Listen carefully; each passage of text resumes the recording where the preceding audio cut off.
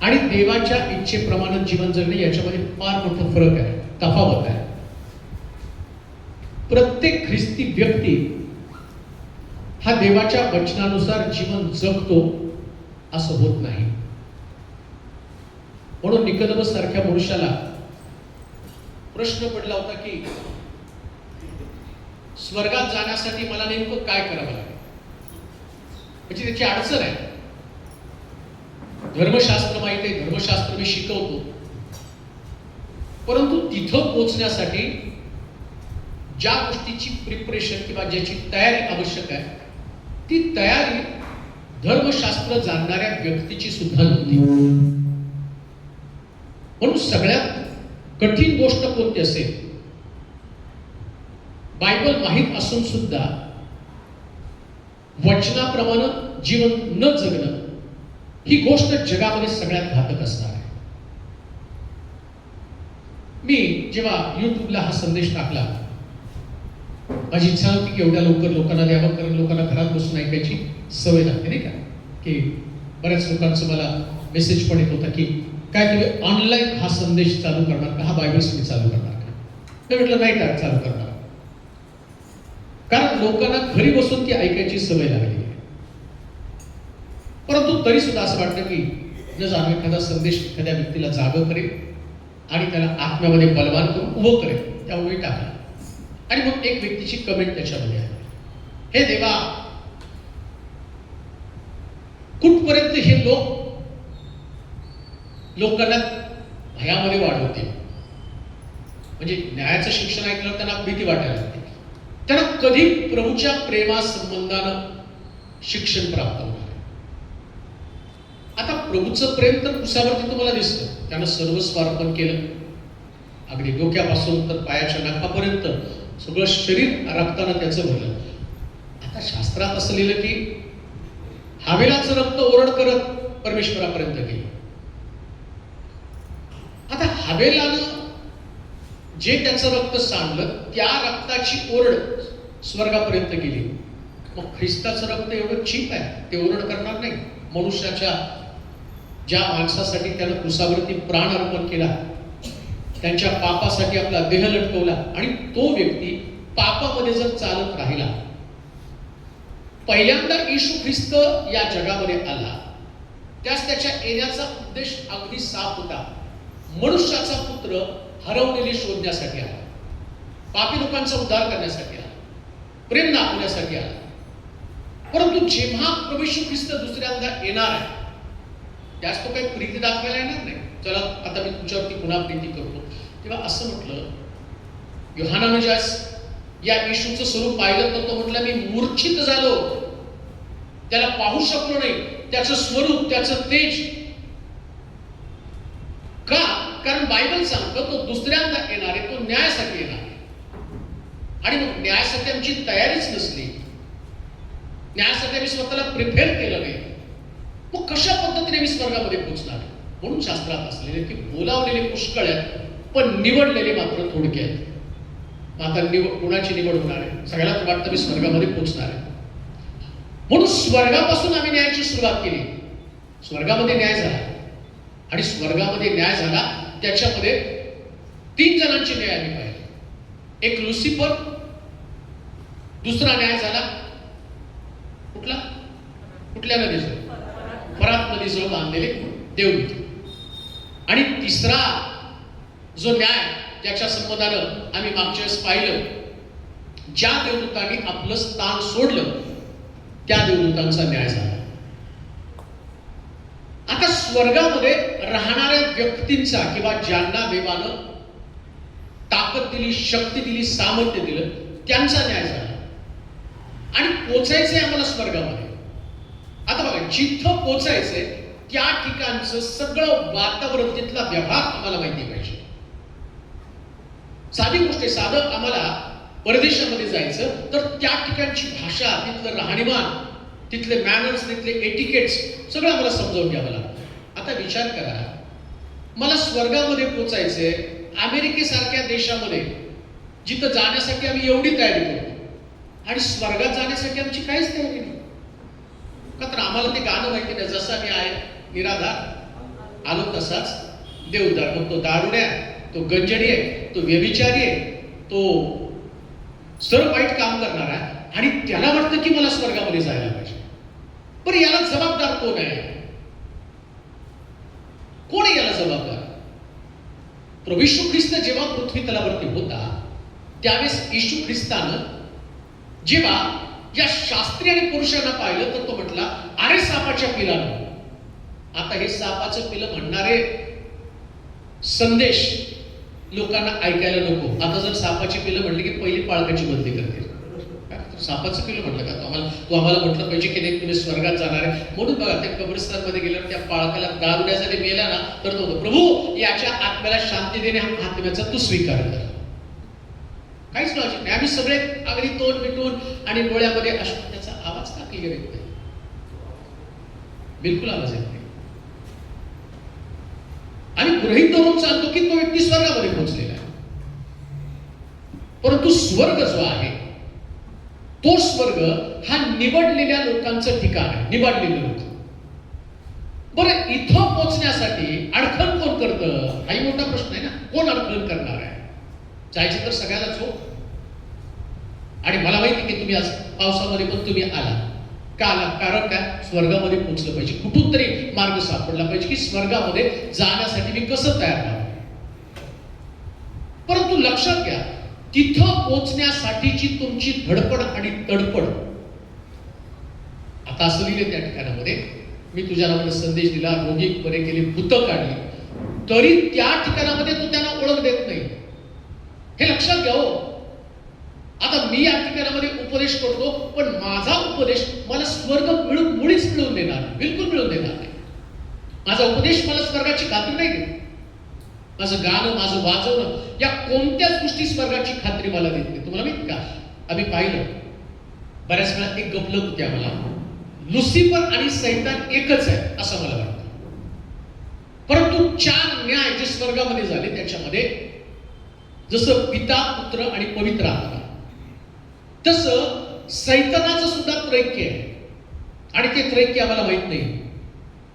जसा पिता, जसा पुत्र आहे आणि पवित्र आत्मा आणि स्वर्गातले दूत, तसं लुसिफरची पण टीम आहे, सैतानाची पण टीम आहे. त्याच्यामध्ये लुसिफर आहे, त्यानंतर सैतान आहे, त्यानंतर खोटा संदेष्टा आणि पतित झालेले देवदूत.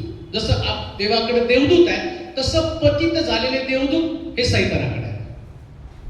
लुसिफर तुम्ही पाहिला, तो एक उत्तम आराधक होता जो स्वर्गामध्ये आराधना करणार होता आणि त्याला वरून खाली टाकलं. आणि का टाकलं ते पण तुम्ही ते पण शिकलो. का टाकलं तर तो आराधना करता करता त्याला देवाचं स्थान पाहिजे होतं आराधना करताना. आणि बघा तुम्ही आता जर सध्याची परिस्थिती तुम्ही जगामधली पाहिली, बिलीव्हर्स लोकांची परिस्थिती तुम्ही पाहिली, तर उपासक आराधक एवढे उन्मत्त झालेले आहेत, एवढे उन्मत्त. त्या उपासकांमध्ये पावित्र्य राहिलेलं नाही. जसं सैतानानं लुसिफरनं आपलं पावित्र्य घालवलं, तसं आम्ही पाहतो उपासकांनी पण आपलं पावित्र्य घालवलं. आता तुम्हाला दाखवील मी, जर त्या ठिकाणामध्ये देवाच्या वचनामध्ये मला खरं तर तेवढा वेळ नाही, परंतु मी तुम्हाला दाखवील की त्या ठिकाणात असं लिहिलं की त्या लोकांनी, वर आराधना करणाऱ्या लोकांनी आपल्या अंगावरती गोंधलं होतं. तेव्हा दाखवलं त्या केला कोणतं ते गोंधलं त्या ठिकाणी. आता पण तुम्ही पाहत तर वर्शिप मध्ये गोंधलेले लोक तुम्हाला दिसतील. अजून तुम्हाला त्याच्यामध्ये जाऊन सांग, उपासकांचं वैशिष्ट्य, उपासकाला तो वेदीवरती चढत असताना याजकाला आपलं अंग झाकावं लागत होता. पहिले परम पवित्र स्थानामध्ये जाण्याचा अधिकार फक्त याजकाला होता. पण आता जर तुम्ही बघितलं वर्शिप टीम मध्ये तुम्ही पाहाल तर ज्या मुली आहेत त्यांचे सर्व अंग उघड असतं आणि लोक एन्जॉय करतात. आणि त्याच्या पलीकडे जर बघा तुम्हाला जेव्हा तुम्ही एक टीका म्हणून ती गोष्ट सांगत नाही, परंतु सैतान कसा फसवतो लोकांना, लुसिफर कसा फसवतो ते तुम्हाला सांगत आहे. कधी कधी ते कॉन्सर्ट होतात आणि त्या कॉन्सर्टमध्ये आतमध्ये प्रवेश करण्यासाठी सुद्धा त्या हातावरती शिक्का मारून आतमध्ये पाठवलं जातं आणि तिथं लोक एन्जॉय करतात, देवाची समक्षता, देवाचं सानिध्य. अशा ट्रॅपमध्ये हा लुसिफर लोकांना अडकवत आहे. माझा विषय तो नाही. आज जे विषय आम्ही पाहणार आहोत त्याच्या अगोदर कालचा आणि मागच्या ह्याच्यातला थोडासा भाग जो शिल्लक राहिला तो घेणार आहे की देवदूतांनी आपलं स्थान सोडलं आणि त्या ठिकाणामध्ये देवानं त्यांचा न्याय केला. तर त्या देवदूतांचं वैशिष्ट्य, ज्या देवदूतांनी आपलं स्थान सोडलं की त्यांच्यामध्ये कोणते गुण आहेत आणि आमचा कसा न्याय होणार आहे. पण ज्या न्यायसंबंधाने पाहतो ते सगळे गुण आमच्यामध्ये असतात. असं होत नाही की देवाने त्याचा न्याय केला आणि ते गुण आमच्यामध्ये नाही. शिकवण्याचं कारण काय? काय असले गुण आमच्यामध्ये आहेत का? आणि जर आमच्यामध्ये असे गुण राहिले तर प्रभू आम्हाला कशा प्रकारे दंडित करणार आहे हे पण आम्हाला समजून घेणं गरजेचं आहे. तर पहिले दुसरे पेत्र त्याचा 2रा अध्याय 10 वचन, दुसरे पेत्र 2रा अध्याय आणि त्याचं 10 वचन आपण वाचणार आहोत. पेत्राचं 2रं पत्र 2रा अध्याय आणि त्याचं 10 वचन. काय केले याने पाहूया. दुसरे पेत्र 2रा अध्याय आणि त्याचं 10 वचन.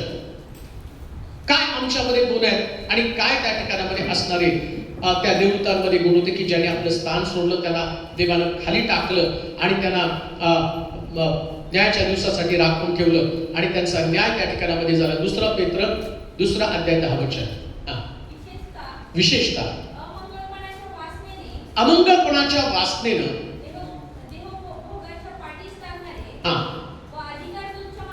अधिकार तुच्छ मानणारे यांना कसं राखून ठेवावं प्रभूला कळतं. ते उद्धट, स्वच्छंदी, थोरांची निंदा करण्यास न भिणारे असे कोण? ज्यांनी आपलं स्थान राखलं नाही त्या देवदूतांसंबंधी हे शिक्षण दिलं गेलं. हे पेत्राच्या 2ऱ्या पत्राच्या 2ऱ्या अध्यायाच्या 10 वचनामध्ये जे सांगितलं गेलं ते कोणा संबंधानं? ज्या देवदूतांनी आपलं स्थान राखलं नाही, ज्यांना वरून खाली टाकण्यात आलं आणि त्या देवदूतांसंबंधानं म्हटलं ते थोरांची निंदा करणार, ते उद्धट आहेत. त्यांच्यामध्ये जर तुम्ही बघितलं तर मलिकता आहे. आज पण विश्वासणाऱ्या लोकांमध्ये उद्धटपणा तुम्हाला दिसेल. चर्चमध्ये तुम्हाला उद्धटपणा दिसेल. कधी सुद्धा त्यांची बोली भाषा तुम्ही पाहिली की तुम्हाला कळून येईल. ते कोणाची किंमत करत नाही. आहेत ते मंदिराचा भाग, आहेत ते चर्चमध्ये जातात. मी स्वतः एका चर्चमध्ये प्रीचिंगसाठी गेलो होतो. त्यावेळेस मला चांगलं आठवतो की एका त्या चर्चमध्ये असणाऱ्या एका बहिणीला त्यांनी रेव्हरंट केलं होतं. पूर्वी ते काहीतरी लेलेड होते, त्यांना रेव्हरंट केलं आणि मग सगळ्या पालकांच्या रांगेमध्ये तिला बसवलं आणि माझं प्रीचिंग अजून सुरू होणार. प्रीचिंग सुरू व्हायला सुरुवात झालं. त्या ज्यांचं लग्न होतं त्या लग्नवाल्याने मला बोलवलं आणि त्यांनी म्हटले प्रीच करा. आणि प्रीच करा म्हटलं. त्यांनी मला सांगितलं की तुम्ही तुमचा वेळ घ्या. त्या लग्नाचा संदेश मी 35 ते 40 मिनिटं, जास्तीत जास्त 45 मिनिटं देतो. तुम्हाला कळतं की लग्नामध्ये लोक उपदेशापेक्षा खाण्यामध्ये जास्त नाही का. काना गावात सुद्धा द्राक्षरस संपल्यावर लोक बोंबलायला लागले होते, तर मग त्याच्यासाठी येशूला पाण्याचा द्राक्षरस करावा का. त्यामुळे मला माहिती तर किती पण भारी उपदेश केलं तर ना नवऱ्याचं लक्ष असतं ना नवरीचं आणि वराडाचं तर चुकूनही नसतं. वराड म्हणतात कधी एकदाच उरकतात आणि कधी आम्ही निचून आमचं सगळं लक्ष खाण्यापिण्याकडे. म्हणून बायबलमध्ये म्हटलं खाणे आणि पिणे यामध्ये देवराज्य नाहीच आहे. मग तिथं बसलेल्या नुकताच पाळत केलेल्या त्या सिस्टरनं लगेच अजून उपदेश सुरू व्हायच्या अगोदर लवकर उरका. आता बायबलमध्ये काय सांगितलं? उद्धट. कळत नाही बरं का, सैतानाचा ट्रॅप. उद्धटपणा तुमच्यामध्ये, तुम्हाला त्या स्थानावर स्वर्गामध्ये उद्धटपणामुळं या देवदूतांना खाली टाकलं. त्यांच्यामध्ये उद्धटपणा होता. लक्षात घ्या, बायबल काय सांगतं माहिती का? जे नम्र ते पृथ्वीचं वतन भोगतील. आत्म्याचे दिन.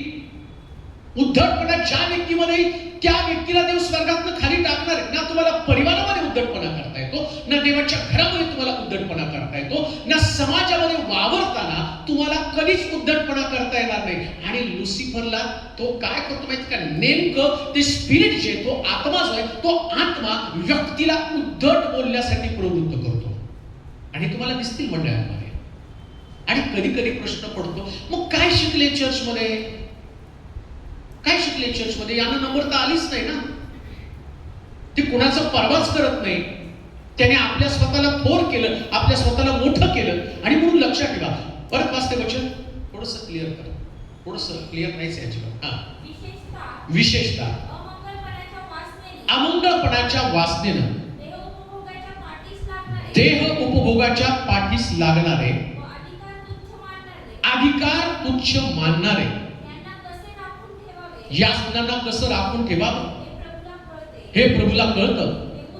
ते उद्धट स्वच्छंदी म्हणजे कोणावर ते कोणाचं नियंत्रण आपल्याला स्वतःवरती लागू करून घेत नाही. एकदम मोकळं म्हणाले, जसं पाहिजे तसं. त्यांना कोणी कंट्रोलमध्ये आणू शकत नाही. आणि काही लोक हे मंदिरामधले अशाच प्रकारची व्यवस्था बिघडवणारे लोक असतात. परिवारामध्ये तसेच लोक असतात. स्वच्छंदी, त्यांना वाटतं आपल्या मर्जीप्रमाणे जीवन जगावं, आपल्या देहाला वाटतं तसं जीवन जगावं. परंतु जेव्हा देहाच्या इच्छेप्रमाणे त्याला आवाजच नाहीये, देहाच्या इच्छेप्रमाणे जीवन जगतात, तेव्हा स्वच्छंदी वागणारे देवदूतांना स्वर्गातनं खाली टाकलं. विचार करा, आम्हाला जर वाटतं आमच्या मर्जीप्रमाणे वागायचंय तर आम्हाला स्वर्गामध्ये प्रवेश मिळेल का? आणि म्हणून शास्त्र सांगतं, अधीनता, ज्या व्यक्तीमध्ये अधीनता नाही त्या व्यक्तीचा न्याय होणार आहे. अधीन असा पण म्हटलं, माझी मेंढर माझी वाणी ऐकतील, ती परक्याच्या मागे जाणार. मेंढरांचं वैशिष्ट्य येशू ख्रिस्त म्हणतो, शेरड आणि मेंढर वेगळी केली जाणार आहे. काय मेंढरामध्ये शेरडामध्ये फरक आहे? शेरड अधीन राहत नाही, मेंढर अधीन राहतात. आमच्यामध्ये ती अधीनता असली पाहिजे. आणखी एक गोष्ट म्हटली, थोरांची निंदा करणारे लोक. थोरांची निंदा कधी कधी बोलता आता काय झालं माहिती का, युट्यूबला पूर्वी कधी नव्हतं आणि युट्यूब फॉर्मला कधी आलं माहिती का? सगळ्यात जास्त. मी 30 वर्षापासून प्रीचिंग करतो, 30 वर्षापासून ओरडतो, परंतु कोणी माझं ऐकलं नाही. पण जेव्हा कोरोना आला तेव्हा एवढ्या लोकांनी ऐकलं. अगदी ते म्हटले की पळक साहेब, आम्ही घरात बाहेर पडत नव्हतो, रात्रंदिवस तुमचं वचन, का तर कोरोनात मरायला नको म्हणून ऐकत होते. तेव्हा वचन आहे. आणि तेव्हा प्रत्येक व्यक्तीचं वचन ऐकून आणि काही लोक सांगायचे, अहो आम्ही सकाळपासून रात्रीपर्यंत तुमचं वचन ऐकतो, का तर कोरोना झाला. आता बघा, आता कोरोना गेला, आता लोकांनी काय केलं, सगळ्या प्रीचरचं ऐकायला सुरुवात केली. मग हा चांगला तो वाईट, याचं वचन असं, याचं वचन तसं, आणि याच्यावर त्यांनी थोर लोकांना सुद्धा बोलायला सुरुवात केलं. आणि तुम्ही बघा, आता तुम्ही प्रत्येक संदेश ऐका आणि त्या संदेशाच्या खाली कमेंट टाकणारे लोक पण तुम्ही बघा. कमेंट टाकायला काय पडतं? काय बुद्धी लागते का त्याला? ज्ञान लागतं का? नाही का? तोंड उघडलं की गटार, त्याच्यातच वाईटच बाहेर येणार. पण जो व्यक्ती संदेश तयार करतो ना, तो संदेश तयार करून बोलायला सुरुवात करा. त्याला किती प्रिपरेशन, किती राखून टाकावं लागतं. एक संदेश असाच तयार होत नाही, एक अभ्यास असाच तयार होत नाही. या अभ्यासासाठी राखून राहावं लागतं. देव अंशाने कणाकणानं बोलत असतो. तो अंश आणि तो कण समजून घेण्याची कुवत ज्या व्यक्तीमध्ये असते ना, तोच व्यक्ती बोलत असतो. म्हणून मोशे 40 वर्ष रानामध्ये त्यानं काढले, मेंढर चालण्याचं काम केलं. मग प्रभूनं त्याला पाचारण केलं आणि देवाला, त्या मोशेला त्याने अधिकार देऊन पाठवलं. म्हणून लक्षात, कधी सुद्धा थोरांची निंदा करू नका. हे काम सैतानाचं काम आहे. पतित झालेल्या देवदूतांचं काम आहे. स्थान सोडलेल्या देवदूताचं काम आहे. जे देवदूत आपलं स्थान सोडतात, एक व्यक्ती थोरांची निंदा करतो, एक व्यक्ती चांगल्या व्यक्तीचं विषयी वाईट बोलतो, त्या व्यक्तीनं आपली जागा, आपलं स्थान सोडलं. आणि जसा देवदूतांचा न्याय झाला तसं यांचा सुद्धा न्याय होणार आहे. म्हणून तोंडाला नेहमी लगाम घाला. आणि बऱ्याच वेळा कोणाविषयी पण बोलताना लगेच डिक्लेरेशन देऊ नका, नाही तो खोटा संदेश काय. परवा एकाने मला प्रीचिंग करताना तिथं फेसबुकला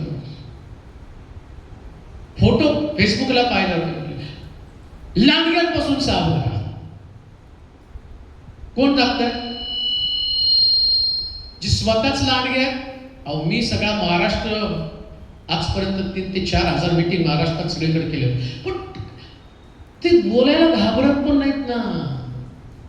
आता त्या गोष्टीने मला काही फरक पडत नाही ना. त्यांनी मला लांडगा म्हणलं काय, कोल्हा म्हणलं काय, हत्ती म्हणलं काय आणि माकड म्हणलं काय. ज्याने मला घडवलं तो मला चांगला ओळखतो.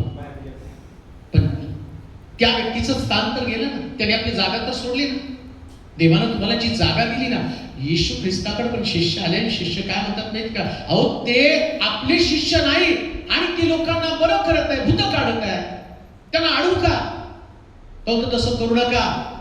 गहू आणि निदान एकत्र वाढू द्या. निदान आपोआप जळेल आणि गहू तरारून वाढेल. हे शिक्षण आपल्या जागेवरती, आपल्या स्थानावरती पक्का राहा. आणि म्हणून लक्षात ठेवा, त्यानंतर अजून एक वचन वाचा की त्या ठिकाणामध्ये काय त्यांचा न्याय झालेला आहे. यहूदा 13 वचन, एकच आहे यहूदाचं पत्र 13 वचन, 13 वचन. ते लज्जारूपी फेस दाखवणाऱ्या समुद्राच्या विक्राळा लाटा भ्रमण करणारे तारे असे आहेत, त्यांच्यासाठी निबिड काळो सर्व काळ राखून ठेवला आहे. इकडं या पतित झालेले देवदूत त्यांचं शासन किंवा त्यांचं न्याय काय, ज्या देवदूतांनी आपलं स्थान पद राखलं नाही त्यांचा न्याय काय झाला तर त्या ठिकाणी असं लिहिलं, त्याला शासन म्हणून साखळ दंडानं बांधून टाकलं. आणि त्यांच्या बेड्या कोणत्या आहेत माहिती का, बेड्या त्यांचा अंधकार, ह्या त्यांच्या बेड्या आहेत, निबिड अंधकार. आता हा काळोख तुम्हाला वाटतो तो काळोख नाही. आता जो काळोख तुम्ही पाहता ना, रात्री तारे चंद्र आहे, जसं आम्ही पाहतो रात्रीच्या सवयी प्रभूनं प्रकाश देण्यासाठी तारे ठेवले आणि चंद्र ठेवलेला आहे. या चंद्राच्या प्रकाशामध्ये लाईट गेली तर तुम्ही पाहू शकता, पण जेव्हा चंद्र पण नाही सूर्य पण नाही आणि अशा परिस्थितीमध्ये जो निबिड काळोख, या काळोखामध्ये एका व्यक्तीला दुसऱ्या व्यक्तीला पाहण्याची क्षमता नसती, असल्या निबिड आणि भयानक असणाऱ्या अंधकाराच्या ठिकाणामध्ये या देवदूताला खाली टाकण्यात आलं आणि त्यांच्यासाठी निबिड अंधकार ही त्यांना बेड्या त्या ठिकाणी दिलेली. लक्षात घ्या, न्याय ज्या दिवशी आमचा होणार आहे ना, त्या न्यायाच्या दिवसामध्ये आम्ही स्वतःला प्रिपेअर केलं पाहिजे. हे पण आम्हाला कळलं पाहिजे, जर स्वर्गामध्ये गेलो नाही तर कुठं जाणार आहे, कुठं जाणार आहे. मला चांगलं आठवतं की हनोक त्याचं लग्न होईपर्यंत पण तो अंधाराला घाबरायचा मोठा, मला वाटते 12वीला होता तरी तो अगदी बाथरूम पर्यंत पण जात नव्हता, का तर घरामध्ये लाईट असायची पण भीती. आता विचार करा, घरात लाईट असताना जर भीती वाटते, हा निबिड काळोख आहे ज्याच्यामध्ये तुम्हाला कोण समोरचा व्यक्ती दिसत नाही आणि तिथं तुम्हाला इतका वेदना इतका त्रास त्या ठिकाणामध्ये सहन करावा लागतो. बायबल सांगतं ते बेड्यासारखा काळोख आहे. हो, बेड्यासारखा काळोख म्हणजे तुम्हाला हलता येत नाही. त्या बेड्या जसं तुम्हाला बांधून तसा हा काळोख बांधून ठेवला जातो, या काळोखानं बांधून ठेवलं जाणार. पुष्कळ लोकांना ह्या गोष्टी माहीत सुद्धा नाही प्रियानो, त्याने त्यांचं रुटीन लाईफ जगत आहे, प्रार्थना, चर्च, आराधना, गीत गाणं, परंतु प्रभूच्या आगमनाची तयारी, शुद्धता, पवित्रता काय केलं पाहिजे या गोष्टी त्यांच्या ज्ञानात नाही. पोरांची निंदा, उद्धटपणा, सगळ्या वाईट गोष्टी ठासून भरलेल्या आहेत. आणि म्हणून मला तुम्हाला सांगू द्या की जेव्हा स्वर्गामध्ये तुम्ही जाल, असं लिहिलंय, असं म्हणतात आमच्या देशामध्ये ख्रिश्चन अल्पसंख्याक म्हणजे कमी लोक, आणि स्वर्गामध्ये गेल्यावर विश्वासणारे अल्पसंख्याक म्हणजे काय हो, बोलावलेले पुष्कळ आहे. अल्पसंख्याक कोण विश्वासणारे, ज्यांनी आपल्या जीवनाला राखलं, वाईट बोलायचं नाही, वाईट ऐकायचं नाही, वाईट पाहायचं नाही, या प्रकारे स्वतःला प्रिपेअर त्याला केलेलं आहे. काहीच बोलायचं नाही वाईट कोणाला. मग दावीद कशाला म्हणतो, माझ्या मुखावर पाराटे, माझ्या वाणीचं द्वार तो सांभाळ. दावीदाला माहितीये चुकीच्या शब्दानं माझा न्याय होणार आहे, त्याच्यापेक्षा मी शांत बसून आत्मिक जीवन माझं मजबूत करणार आहे. का दावीदाने शौलावरती प्रहार केला नाही? दावीदाच्या पाठीमागं एवढा शौल लागला होता, एवढा दावीदाचा अपमान केला, एवढा दावीदाला मारण्याचा प्रयत्न केला. दावीदाला संधी मिळाली तर त्याला का नाही मारलं? त्याला माहिती आहे त्याच्यासाठी माझं जीवन नाहीये, ज्यानं मला पाठवलं त्याला पसंत पडणारं जीवन मला जगावं लागणार आहे. त्यानं तुम्हाला पाठवलं कोणी, ज्यानं तुम्हाला पाठवलं त्या देवाच्या मर्जीसाठी तुम्हाला जीवन जगावं. म्हणून तिथे असं म्हटलं की तो अंधकार, दुसरं पेत्र, कसला तो अंधकार आहे? दुसरे पेत्र 2 अध्याय 4 वचन, म्हणजे तुम्हाला ते समजेल. 2 पेत्र 2 अध्याय आणि त्याचं 4 वचन, त्या ठिकाणामध्ये तो अंधकारा संबंधानं सांगितलं कसा तो अंधकार आहे. ज्या देवदूतांना, जे पतित झाले, ज्याने आपलं स्थान सोडलं आणि ज्यांना खाली टाकलं, त्या देवदूतांसंबंधानं त्यांना कुठं टाकणार आहे, त्यांचा न्याय होणार तेव्हा त्यांना कुठं टाकणार आहे? वाचूया 2 पेत्र 2 अध्याय 4 वचन. ज्या देवदूतांनी पाप केलं, त्यांची देवानं गय केली नाही, नरकात टाकलं, न्याय निवाडा करता अंधकारमय खड्ड्यात राखून ठेवलं. परत वाच. कारण ज्या देवदूतांनी पाप केलं त्यांची देवाने गय केली नाही. ऐका, एक शब्द आता प्रत्येकानं काय लक्षात ठेवा. ज्या देवदूतांनी पाप केलं, देवानं त्याची गय, सगळेजण बोला, ज्या देवदूतानं देवानं त्याची, मग तुम्ही पाप केल्यावर तुमची गय होणार आहे का? कुठला न्याय आहे हा देवाचा? आणि आम्ही प्रार्थना करणार, आमची प्रार्थना काय, देवा मी खूप पापी आहे, मी खूप चुकणार आहे, मी तुझ्या विरुद्ध पाप केलं आणि मी असं आहे, मी तसं आहे. अरे बाबा, त्यांची गय केली नाही, तुझी गय होईल का? प्रश्न तोच आहे. आणि अजून एक गोष्ट लक्षात ठेवा, अशा शिक्षणापासून दूर राहा जे शिक्षण तुम्हाला पाप करण्यासाठी प्रवृत्त करतं. मी काय बोलतो ध्यानात घ्या, अशा शिक्षणापासून दूर राहा जे शिक्षण तुम्हाला पाप करण्यासाठी प्रवृत्त करतं. म्हणजे काय हो, एक शिक्षण आहे, देव सगळ्यांवरती कृपा करणार आहे आणि एकदा तुमचं तारण झालं म्हणजे तुम्ही स्वर्गामध्ये पोहोचणार आहे. हा एक शिक्षण आहे. एकदा तुमचा बाप्तिस्मा झाला तुम्ही स्वर्गामध्ये पोहोचला नाही. देवदूत स्वर्गात होते, त्यांना खाली टाकलं का? त्याने पाप केलं. आणि तुम्हाला पोचायचे स्वर्गामध्ये. आता स्वर्गात पोचायचं तर तुम्ही पाप केल्यावर तुम्ही कसं काय पोहोचणार? ज्यांनी पाप केलं त्यांना वरून खाली टाकलं ना. मग बरेच लोक म्हणतात नाही आम्हाला पाप कळत नाही. हो, सिरियल मधलं सगळं कळतं बरं का, कोण मरणार आहे आणि ते सांग बघताना नाही आता ना ती नाहीये, मला खात्री ती तीच आहे, ही दुसरी आहे. ते डायरेक्टरचे बाप आहे आणि त्यांना हे कळत नाही बरं का, पाप कळत नाही. आमच्या पाप काय आम्हाला कळत नाही का? आम्ही गेल्या आठवड्यात ऐकलं, अरे मूर्खा म्हणलं तरी पाप आहे नाही का? वरिष्ठ सभेस तो शिक्षेस पात्र होईल. वरिष्ठ याच्यामध्ये राग येणं पाप आहे, निंदा करणं पाप आहे. निंदा म्हणजे पुष्कळ लोकांना निंदा म्हणजे काय, नाही आम्ही निंदा करत नाही. एखाद्याच्या पाठीमागं बोलणं ती निंदा आहे. एखाद्याच्या पाठीमागं जर तुम्ही बोलला, माझ्या पाठीमागं तुम्हाला जे तुम्हाला बोलायचं असं म्हटलं, पाप करणाऱ्यांचा सर्व समक्ष निषेध कर. शास्त्रामध्ये आता कधी कधी ट्रान्सलेशन मध्ये फरक झालेला आहे. त्या चोराची त्यानं निंदा केली असेल, वधस्तंभावरती जो चोर होता त्याच्या संबंधाने म्हटलं, त्यानं त्याची निंदा निषेध आहे. त्या चोराचा त्याने निषेध केला. निषेध वेगळा, निंदा वेगळा. निंदेमध्ये कसं असतं माहिती का, की तुम्ही एखाद्या व्यक्तीविषयी काय माहित नसताना ती चर्चा करत राहता आणि समोर तुम्ही गेल्यावर त्या व्यक्ती समोर चांगलं बोलता आणि पाठीमागे जे तुम्ही बोलता त्या वेगळ्या गोष्टी बोलता, त्याला निंदा म्हटलेलं आहे. आणि लक्षात घ्या, निंदकाचा प्रवेश स्वर्गाच्या राज्यामध्ये नाही, हे पण ध्यानात घ्या. कोणताही निंदा करणारी व्यक्ती स्वर्गाच्या राज्यात जाऊ शकत नाही. मुळात प्रभूनं त्यांच्यासाठी दारच बंद करून ठेवले निंदा करणाऱ्या लोकांना. आता विचार करा, आम्ही दिवसभरात आता नाही, आता फ्लॅट सिस्टम आली, पण पूर्वी लोक पारावरती बसून पण निंदा करायचे. आणि जुन्या घरांमध्ये तुम्ही बघितलं ते नाही, आम्ही गप्पा मारायला, आता मला आठवतं आमच्या इकडं शेजारच्या बऱ्याच बायका यायच्या गप्पा मारायला. त्या गप्पा म्हणजे निंदा. आणि बायबलमध्ये लिहिले, धन्य तो पुरुष, सगळं पाठ हो, जो दुर्जनांच्या नसलं तिने आणि पापीजनांच्या मार्गात, हा अजून निंदकाच्या पाठ करून ठेवलंय. पण गप्पाला टाइमपास लागतोच ना. निंदा केल्याशिवाय एक व्यक्तीला धरून बोलल्याशिवाय आमचं पचन पण होत नाही, जेवणच पचन होत नाही. आणि स्तोत्र तर पाठ करून ठेवले.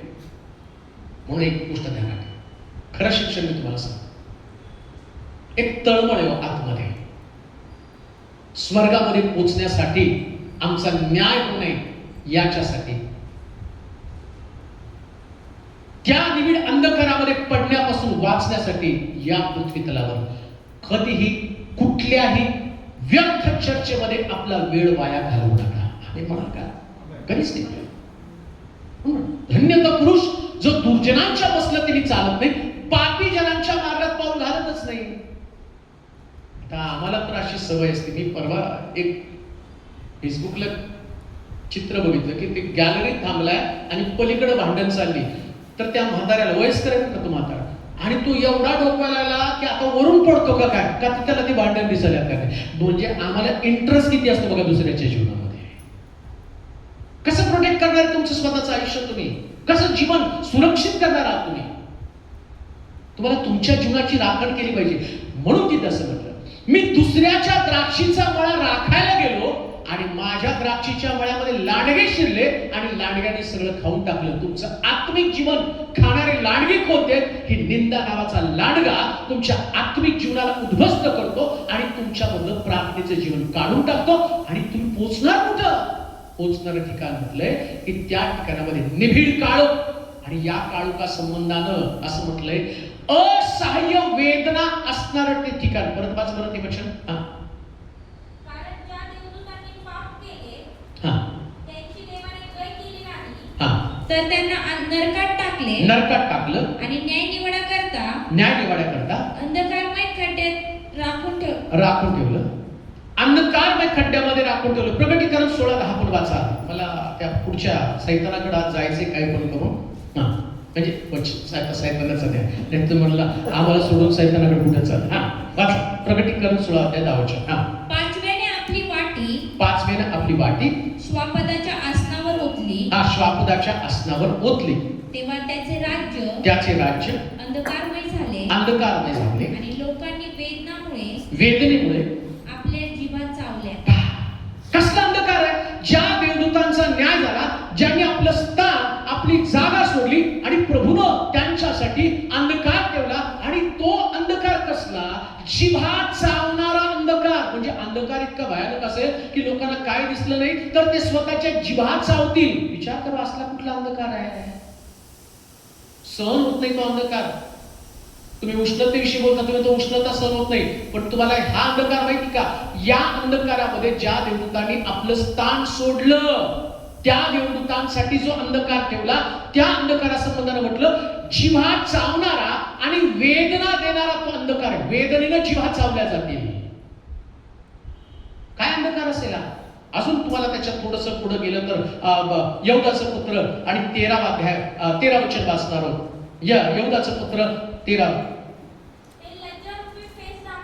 हा समुद्राच्या विकराळ लाटा, हा भ्रमण करणारे तारे तारे असे आहे. त्यांच्यासाठी निबिड काळोख सर्व काळ राखून ठेवला आहे. अजून एक वचन वाचा. निर्गम 10:21 वचन. निर्गम 10:21. कोणीतरी कलेसिकराचं पत्र 1 अध्याय 13 वचन काढून ठेवा. निर्गम 10:21 वाचवा द्या. मग परमेश्वरानं मोशेला सांगितलं, आकाशाकडे आपला हात उगार, म्हणजे मिस्र देशावर अंधार पडेल, इतका की तो हाताला लागेल. तेव्हा मोशेने आपला हात आकाशाकडे उगारला, आणि 3 दिवस सर्व मिस्र देशभर निबिड अंधार पसरला. 3 दिवस कोणी कोणाला दिसेना, की कोणी आपले ठिकाण सोडून हालेना. पण इस्रायल लोकांना सगळ्या वस्तू. कसला अंधकार आहे तो माहिती का तुम्हाला? की ज्या अंधकारामध्ये ज्या देवदूतांनी आपलं स्थान सोडलं, त्याला त्या अंधकारासाठी तो खड्डा तयार करून ठेवला. त्या खड्ड्यामध्ये प्रभू टाकणार आहे. आणि त्याचं ट्रेलर कुठे दाखवलं त्याने? त्याचं ट्रेलर दाखवलं ज्या वेळेस 10 पिढा पाठवल्या ना, त्या 10 पिढांमध्ये निबिड अंधकाराची एक पिढा, आणि त्या पिढेमध्ये समोरचा व्यक्तीच दिसेना. हो, तुम्हाला अंधकारात आता समोरचा व्यक्ती दिसतो, तुम्ही बॅटरी वापरता, तुमच्याकडे मोबाईलचं टॉर्च आहे, पण तो अंधकार असा असणार आहे की त्याच्यामध्ये तुम्हाला एकमेकाला चाचपून सुद्धा पाहून सुद्धा सापडणार नाही. आणि कारण काय माहिती का? आपलं स्थान सोडलं. प्रभूने तुम्हाला एक स्थान दिलेलं, एक जागा दिलेली. त्या जागेसाठी तुम्हाला मेहनत करायची. तुमचा विश्वास, तुमची प्रार्थना, तुमचं समर्पण, तुमची सेवा, तुमचा त्याग, तुमचं बलिदान. प्रभूनं कुठं तरी तुम्हाला एक जागा दिली. मला जी जागा दिली, आता या जागेवरती हल्ला सैतान करणार आहे. त्याचं काम आहे तुम्हाला उद्ध्वस्त करायचं.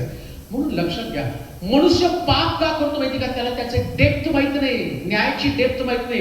न्याय किती भयानक आहे तो न्याय माहित नाही. ज्या दिवशी माणसाला न्याय कळेल ना, त्या दिवशी त्याला झोप सुद्धा लागणार नाही. आमचं तारण झालं ना, त्या तारणाच्या दिवसामध्ये आम्ही सगळी चांगली पुस्तकं वाचली, आणि सगळ्यात चांगलं पुस्तक जे मला आवडलं आणि ज्यानं माझी झोप उडवली ते पुस्तक एकच होतं, या जगाचं होणार काय. डॉन स्टॅन्टनने ते पुस्तक लिहिलेलं होतं, आणि ते पुस्तक वारंवार आम्ही वाचायचो, आणि आम्ही स्वतःला अलर्ट करायचो. कधी डोक्यामध्ये वाईट विचार येत नव्हते, आणि कधी कोणी बोललं तर अपमान वाटत नव्हता. ख्रिस्ताच्या प्रीतीने अंतःकरण भरून गेलेलं होतं, कारण आम्हाला कळायचं न्याय जवळ आलेला आहे, आणि त्या नरकामध्ये आम्हाला पडायचं नाही. आणि म्हणून रात्रंदिवस डोळ्यामध्ये अश्रू गाळून प्रार्थना करायचो. मला ते दिवस आठवतात. एक रात्र पूर्ण मी रडत होतो, गेलेल्या प्रत्येक पापाची आठवण करून एकच प्रार्थना देवाजवळ करत होतो की देवा, मला त्या नरकामध्ये पडायचं नाही, मला त्या स्वर्गामध्ये जायचंय. माझ्याकडनं चुकीचं बोललं गेलं, माझ्याकडनं चुकीचं वागलं गेलं, माझे विचार बसलो होते आणि प्रभू समोर रडायचो आणि ते दिवस माझ्या अंगावर शहाऱ्या आणणारे होते. आणि कॉलेजमध्ये गेलो, कुठे गेलो तरी जाणवत होतं नाही, हे लोक ज्या मार्गाने मला घेऊन जाणार आहे तो निबिड काळाचा मार्ग आहे. या ठिकाणात तुम्हाला परत फिरता येणार नाही. एक गोष्ट ध्यानात ठेवा, आता जे तुम्ही ऐकत आहात, आता जे सत्य तुमच्या डोक्यामध्ये येते, इथून तुम्हाला बाहेर पडण्यासाठी चान्स नाही, इथून तुम्हाला बाहेर पडण्यासाठी जागा नाही. तुमच्यामध्ये भीती निर्माण व्हावी किंवा तुम्ही घाबरून जावं या उद्देशाने मी तुम्हाला सांगत नाही. वास्तविकता समजून घ्या, भयानकता समजून घ्या. म्हणून आम्ही पाहतो मिस्त्रामध्ये त्याला फक्त 3 दिवसाचा टेलर दिला, परंतु हा 3 दिवसाचा टेलर नाही. लक्षात घ्या, कायम स्वरूपी त्या अंधकारामध्ये पडावं लागणार आहे. ज्या ठिकाणामध्ये या देवदूतांना टाकण्यात आलं, ज्याने आपलं स्थान, आपली जागा सोडली. आणि जर तुमच्या जागेविषयीचं आणि महत्व तुम्हाला नसेल, तुमच्या स्थानाविषयीचं महत्व तुम्हाला नसेल, तर याच निबिड अंधकारामध्ये पडावं लागणार आहे. ज्या अंधकारामध्ये एकमेकाला चाचपण्यासाठी असं लिहिलं, तिथं लोक आपले जागा सुद्धा त्यांनी सोडली नाही. विचार करा, खाल्लं काय, पिल्लं काय. आणि त्याच्या पलीकडे जाऊन मी तुम्हाला सांगतो, त्या दिवशीचा अंधार असा असणार आहे ना, तुम्ही काडीच्या पेटीने, माचीसने तुमची चूल सुद्धा पेटवू शकणार नाही. कारण देवानं प्रकाशच काढून घेतलेला आहे, प्रकाशाचं माध्यमच काढून घेतलंय. आता तुमच्या डोक्यात येईल, ते अंधार असला तरी आम्ही स्वयंपाक करू. कसला स्वयंपाक? मला ती साधनच उपलब्ध नाही, माचीस नाही, लायटर नाही, टॉर्च नाही, काहीच तुमच्याकडे नाही आणि तुम्हाला करून खायचंच नाही. मिस्त्रामध्ये 3 दिवस लोकांनी आपली जागा सोडली नाही, 3 दिवस त्यांनी खाल्लं नाही. आता विचार करा, नरकामध्ये किंवा जिथं या देवदूतांना खड्ड्यामध्ये, ज्या खड्ड्यात टाकणार आहेत, जो अंधकाराचा खड्डा त्याच्या संबंधाने म्हटलं, तिथं या देवदूतांना टाकलं, इथं तुम्हाला पण टाकणार. का? तर तुम्ही तुमची जागा सोडली. कोणती जागा सोडायची? लक्षात घ्या, एक साधं सिंपल मी तुम्हाला सांगतो. तुम्हाला बसून देवानं वचन ऐकण्याची जागा दिली, मला प्रीचिंगची जागा दिली. आता माझं काम काय? माझं काम प्रीचिंग करणं, लोकांना जागा करणं. तुमचं काम काय? प्रीचरनं सांगितलेलं ऐकणं, ते देवापासून आलेला संदेश स्वीकारणं, ग्रहण करणं आणि आपल्या मनाचं नवीकरण करणं. आता काय होतं म्हणजे, एकदा जागा सोडली ना, मंडळीमध्ये पण असे प्रॉब्लेम होतात. ते काय म्हणतात माहिती काय, ते यांचं आता जास्तच वाढलं बिल. एक शब्द आलाय, बिल वाढलं, बिल वाढलं. आता यांना इथून हलवा. म्हणजे तुम्ही जागा सोडली. हलवतो कोण माहिती का? यहुदाला देवानं हलवलं. कसं हलवलं? त्याचं पोट फुटून तो मेला. देव हलवतो बरोबर. कसं हलवायचं? एलियानं देवाला हलवलं. देवानं हलवलं एलियाला. कसं? त्याला लोकांतरी घेऊन गेला. हलवतो देव. जेव्हा हलवायचं तेव्हा बरोबर हलवतो. तुम्हाला तुमच्या जागेवरती बसून प्रभूचं काम तुमच्या डोळ्यानं पाहायचं. तुम्हाला नाही हलवायचं. तुमच्या जागेवर तुम्हाला नाही हलायचं. तुम्हाला तुमच्या जागेवरती बसून ग्रहण करणं ही तुमची जागा आहे. ऍक्सेप्ट करणं, स्वीकारणं. कोण कोंबडी कळते का? येशू ख्रिस्तानं फार कोंबडी जशी पिलाला पंखाखाली एकवटते, तसं हे इस्रायला मी तुला कितीदा तरी एकवटण्याचा प्रयत्न केला. स्वतःला कोंबडीची उपमा देतो येशू. का हो? कारण कोंबडीला माहिती तिचं काम फक्त दाणे टिपणं. आता विचार करा, कोणती कोंबडी अशी म्हणते का जाऊन त्याने पाळली त्याला, काय रे या दाण्यामध्ये सत्वच नाही, कसले दाणे तो आम्हाला दिले, जरा चांगले तरी दाणे द्यायचे का? कोंबडी जे टाकल ते खाते. पण इकडे मात्र मंडळीतले लोक जे आहेत ना, कोंबड्या त्या एवढ्या कॉक कॉक करतात कधी कधी, नाही काय, पाळकाचा उपदेश चांगला नव्हता, आज असं झालं तसं नाही. तुम्हाला तुमची जागा सोडायची नाही. प्रभूनं ज्या जागेवरती तुम्हाला ठेवलं त्या ठिकाणामध्ये राहून तुम्हाला देवाची सेवा करायची. आता हा विषय आपण बाजूला ठेवूया, इकडे संपलं. जिथं यांना टाकणाऱ्या न्याय संबंधानं आपण ते पाहिलं. आता आपण जाणार आहोत सैतान. पहिलं कोण पाहिलं आम्ही? लुसिफर. लुसिफर कोण होता? अभिषिक्त करू. कोण होता लुसिफर? अभिषिक्त करू. त्याला सिंहासन होतं. त्यानंतर फरात नदीजवळ बांधलेले देवदूत. ते किती देवदूत होते? 4. किती देवदूत होते? आणि 4 देवदूतांची शक्ती किती आहे? तुम्हाला सांगितलं, जवळजवळ 300 कोटी लोकांना 4 देवदूत मारणार आहे. म्हणजे जर जगाची लोकसंख्या 900 कोटी पर्यंत पोहोचली, 1/3 लोकांना मारण्याची ताकद 4 देवदूतांमध्ये. आणि त्यांना साखळदंडाने बांधून प्रभूने न्यायाच्या दिवसासाठी ठेवलं. जेव्हा हे 4 देवदूत मोकळे केले जातील, तेव्हा जगातली 1/3 लोकसंख्या हे देवदूत मारून टाकणार आणि रक्ताची पाट अशी वाहतील की त्याच्यामध्ये जे सोलापूर पासून वाहिलेलं रक्त, आणि ते रक्त म्हणजे नुसतं असं रक्त नाही, तर घोड्याच्या मानेपर्यंत जो त्याचा जबडा आहे तिथपर्यंत ते रक्त वाहील. अशा पद्धतीनं घोड्याच्या जबड्यापर्यंत वाहणारं रक्त सोलापूर पासून मुंबईपर्यंत. विचार करा कसला पूर रक्ताचा असेल. आणि त्या देवदूतांना ती ताकद आहे, त्यांना बांधून ठेवलं. हे मागच्या वेळेस आपण पाहिलं. आणि तिसरी गोष्ट आम्ही पाहिली, आपलं स्थान सोडलेले देवदूत ज्यांचा न्याय केला आणि ज्यांचा न्याय संबंधानं असं म्हटलं की त्यांना त्या काळोखाच्या खड्ड्यामध्ये टाकलं जाईल. आता चौथी व्यक्ती जी स्वर्गामध्ये जिचा न्याय झाला त्याचं नाव सैतान. पुन्हा मी तुम्हाला सांगतो, लुसिफर आणि सैतान हे दोन्ही वेगळे लोक आहेत. लुसिफर सैतान नाही, सैतान वेगळा आणि लुसिफर वेगळा. मग सैतान आहे कोण? या सैताना संबंधानं तुम्हाला वाटलं तर लिहून घ्या. पतन पावलेल्या देवदूतांमधला सगळ्यात मुख्य देवदूत, सगळ्यात मुख्य बरं का. आता या देवदूताला असं म्हटलंय, लुसिफर यानं स्वर्गातल्या देवदूतांना भडकवण्याचं, म्हणजे ज्या लुसिफरला वर्शिपचं काम दिलं होतं, स्वर्गामध्ये आराधना करण्याचं काम दिलं होतं, त्यानं काही देवदूतांना 1/3 देवदूतांना भडकवलं आणि ते त्याच्या विरोधात उठले. परंतु लुसिफर जो आहे तो सगळ्यांचा मुख्य प्रमुख, जसा यहोवा देव प्रमुख म्हणून म्हटलं देवचं बाप, देवचं पुत्र, देवचं पवित्र आत्मा. लुसिफर हा पुत्राचं काम करतो. त्यानंतर आम्ही पाहतो जो या सैतान आहे तो पित्याचं काम, म्हणजे जसं त्रैक्य तिकडे आहे तसं त्रैक्य इकडे आहे. यातला मुख्य जो कोण आहे तर तो सैतान. आणि या सैतानाला मुख्य देवदूत बलजबूल, लबाडाचा बाप, अजगर, जुनाट सर्प इत्यादी संबोधन त्याला दिली गेली. आता लक्षात घ्या, सैतान आणि लुसिफर आणि सैतान वेगळे. परत मी तुम्हाला सांगतो, बजावून सांगतो, लुसिफर वेगळा आणि सैतान वेगळा. सैतान कोण आहे? देवदूतांमधला मुख्य देवदूत, बलजबूल, लबाडाचा बाप, अजगर, जुनाट सर्प, इतकं संबोधन त्याला दिलंय. अजून एक गोष्ट सांगतो, हा जो सैतान आहे हा सैतान पण करूब होता. करूब म्हणजे ज्याला पंख आहे, याला पंख आहे. आता येशू ख्रिस्त डोंगरावरती गेला तेव्हा सैतान त्या ठिकाणामध्ये आला असं दिलं. लुसिफर नाही आला, सैतान आला. सैतान तिथं पोहोचला आणि तो जो आहे लुसिफर किंवा तो सैतान जो आहे, आणि तो सैतान करूब असू शकेल असं म्हणतात. त्याला सुद्धा एक सिंहासन होतं. अजून एक गोष्ट तुम्हाला सांगतो, सगळ्या वाईटाचं प्रतीक कोण असेल तर सैतान. जगातलं सगळं वाईट. अजून सर्व म्हणजे दुष्टात्म्यांमध्ये जे सगळ्यात दुष्ट आहे, दुष्टात्मे तुम्हाला सांगितलं की जवळजवळ त्या एका व्यक्तीमध्ये 6000 आत्मे. तसं आम्ही पाहिलं की 33 कोटीपेक्षा जास्त, असं म्हणतात स्वर्गामध्ये 100 कोटी देवदूत एवढं सैन्य आहे असं कुठंतरी. आता मी तुम्हाला त्याचा रेफरन्स माहित नाही, पण मी तुम्हाला रेफरन्स देईल. त्याच्यामध्ये 100 कोटी इतकं देवदूत आणि स्वर्गामध्ये होते. त्यातले 1/3 खाली टाकले म्हणजे 33 कोटीपेक्षा जास्त. 33 कोटी, 33 लाख, 33,000 आणि त्याच्यावरचा आकडा, एवढे 1/3 देवदूत खाली टाकले.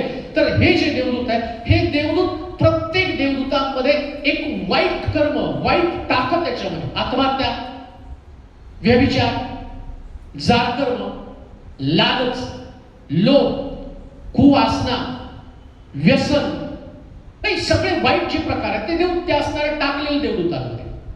आता हा जो सैतान आहे ना, सगळं जगातलं जेवढं वाईट आहे ते सगळं एकत्र साठवल्यावर तयार होतो सैतान. म्हणजे विचार करतो किती भयानक आहे.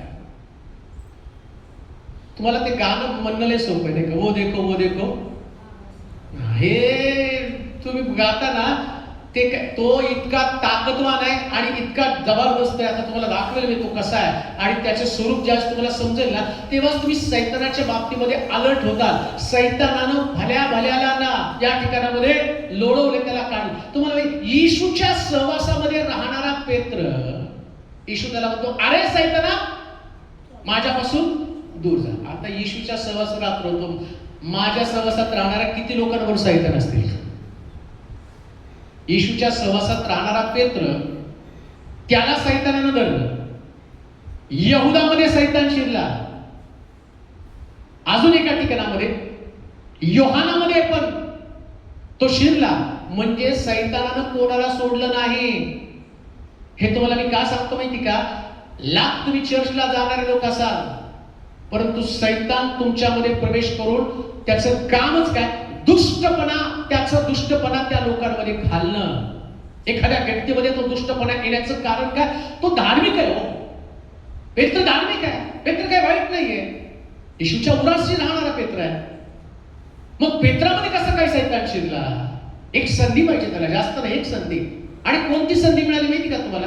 असं लिहिलं, पेत्र दुरून येशूच्या मागे चालू लागला. म्हणजे ऐका बरं का, पेत्र दुरून येशूच्या मागे चालू लागला. अजून पेत्रानं शिव्या दिल्या नाही. सैतान कधी शिरला पेत्रामध्ये? दुरून.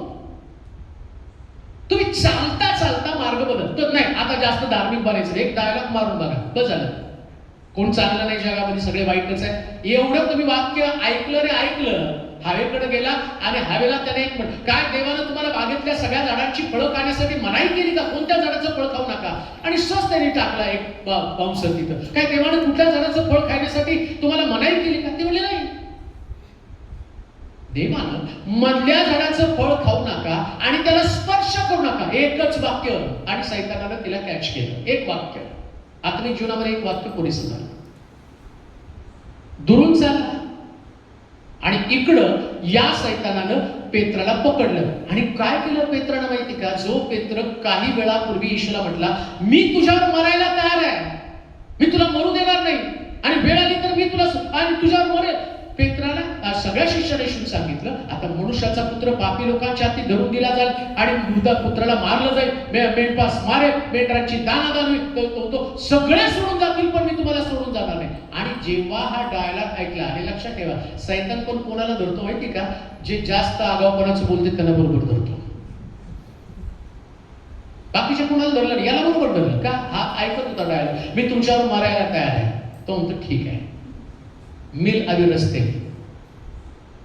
आणि बरोबर येशूला पकडल्याबरोबर सगळ्यात जास्त भीती वाटली कोणाला? तुम्हाला माहिती की एकदा एखाद्या व्यक्तीचा खून झाला तर सगळ्यात पहिली भीती कोणाला असते?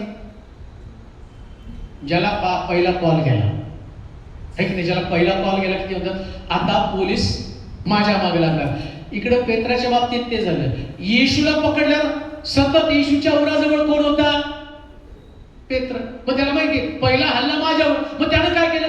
लांबून लांबून फिरायला लागला. जसं तो व्यक्ती, ज्याला सतत कॉल करणारा व्यक्ती पोलिसांपासून पळण्याचा प्रयत्न करतो, तसं हा पेत्र लांबून लांबून पळण्याचा प्रयत्न केला. आणि पेत्राला बरोबर सैतानानं धरलं आणि त्याच्या मुखामध्ये शिव्या घातल्या, कारण तो धूर्त आहे.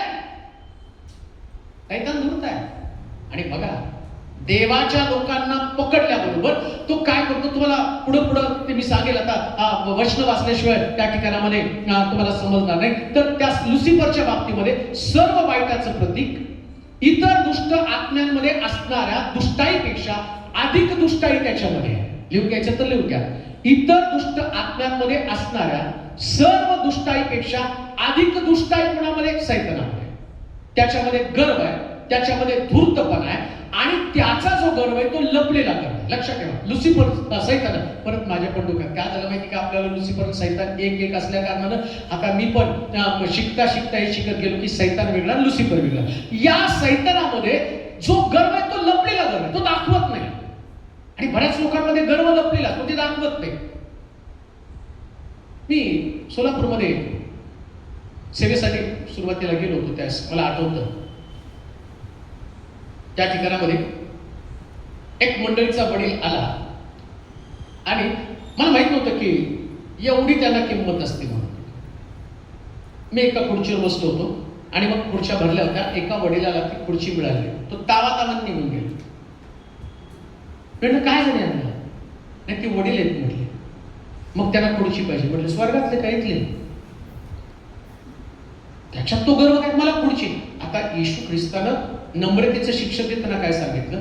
अशा जागेवरती बस, तुझ्यापेक्षा श्रेष्ठ कोणी आलं तर तुला ती जागा सोडावी लागू नये. म्हणून तू काय कर, पहिल्यांदा बसताना खाली बस. का? तर तुला सन्मानानं त्या ठिकाणाला बोलवलं गेलं पाहिजे. हा गर्व जो आहे ना, स्थाना संबंधानं, आदरा संबंधानं, आमची किंमत, आमची वाहवा, आमचं स्थान, याच्या बाबतीमध्ये तुम्हाला एक प्रकारे तो टोचत असतो. तो म्हणतो नाही, हे तुझी जागा आहे, तुला एवढी किंमत लोकांनी दिली पाहिजे. येशू ख्रिस्ताची किंमत काय झाली? देवपुत्र असून कुसावरती अर्पण झाला. जन्माचं ठिकाण कोणतं? गायच्या गोठ्यामध्ये जन्म घेतला, गावानीत त्याचा जन्म झाला, देवाच्या पुत्राचा जन्म तिथं, मोशीचा जन्म झाला, मोशीचं वाढणं कुठं झालं? राजवाड्यामध्ये गेलं. येशूच्या जन्मासंबंधानं काय? येशूचा जन्म झाला आणि त्याच्या जन्माच्या वेळेस हेरोदानं कत्तल करण्याची आज्ञा केली आणि येशू एखाद्या ज्या पद्धतीनं त्याची पळापळ झाली, जीव वाचवण्यासाठी पळापळ. आता येशू ख्रिस्ता संबंधानं आम्ही ख्रिस्ताचं शिक्षण घेतो, ख्रिस्ती म्हणून स्वतःला घेतो, मग आमच्या मनामध्ये एवढा अहंकार, एवढा मीपणा येतो कुठून आणि कोण या गोष्टीला जबाबदार आहे? याला म्हटलंय तो लुसिफर. एक वचन वाचा, स्तोत्र 91 त्याचं 3रं वचन. आता या सैतानाचं पहिलं काम काय ते तुम्हाला सांगणार आहे. सैतान, या सैतानानं तुम्हाला करतो काय ते तुम्ही पाहूया. स्तोत्र 91 जे तुमचं नेहमी पाठ आहे, स्तोत्र 91 आणि त्याचं 3रं वचन. कारण तो पारद्याच्या पाशापासून, घातक मरीपासून. आता सैतानाला एक बायबल मधलं जे नाव आहे ते नाव तुम्हाला जाणून घेणं फार गरजेचं आहे. 91 स्तोत्र तुम्ही वाचताना तुम्हाला कळतं तो पारध्याचं पाश. सैतानाकडे काय माहिती का? पारध्याचं पाश, पारध्याचं जाळं त्याच्याकडे आहे. आता काय हे तुम्हाला समजून घेणं गरजेचं आहे. सैतान तुम्हाला का समजून घेणं गरजेचं आहे? त्याचा न्याय होणार आहे आणि त्याच्या न्यायासंबंधानं तुम्ही पाहाल की तो इतका भयानक दंड. आता तो मोकळा आहे, आता तो काम करतो जगामध्ये, परंतु येशू आल्यानंतर त्याचा न्याय होणार आहे. या न्यायामध्ये तुम्हाला पाहायला मिळतं हा सैतान ते पारद्याचं जाळं घेऊन टाकतो. आता पारद्याला तुम्ही जाळं टाकताना तुम्ही बघाल तो पारधी काय करतो माहिती का? जाळं लावतो आणि समोर ते दाणे टाकतो आणि लांब निघून जातो. कारण पारद्याला माहितीये की जेव्हा हा पक्षी दाणे टिपत जाळ्याकडे, आपोआप त्याचं लक्ष पण लागणार नाही, दाणे खात जाळ्यामध्ये येईल, अडकेल आणि मग मी येऊन त्याला पकडेल आणि त्याच्या बाबतीत काय निर्णय घ्यायचा त्यास मी घेईन. आता तो जाळं टाकताना, जाळं लावताना त्याच्या डोक्यामध्ये परफेक्ट पक्ष असतो की हा पक्षी माझ्या जाळ्यात अडकायला पाहिजे. आता शास्त्रात तुम्हाला पटवून देतो बरं का, जेव्हा मानवाच्या पत्नीला देवाचा दूत दर्शन देतो आणि तिला सांगतो की पहा तुझ्या पोटी मुलगा जन्माला येणार आहे, तो नाझीर असणार आहे.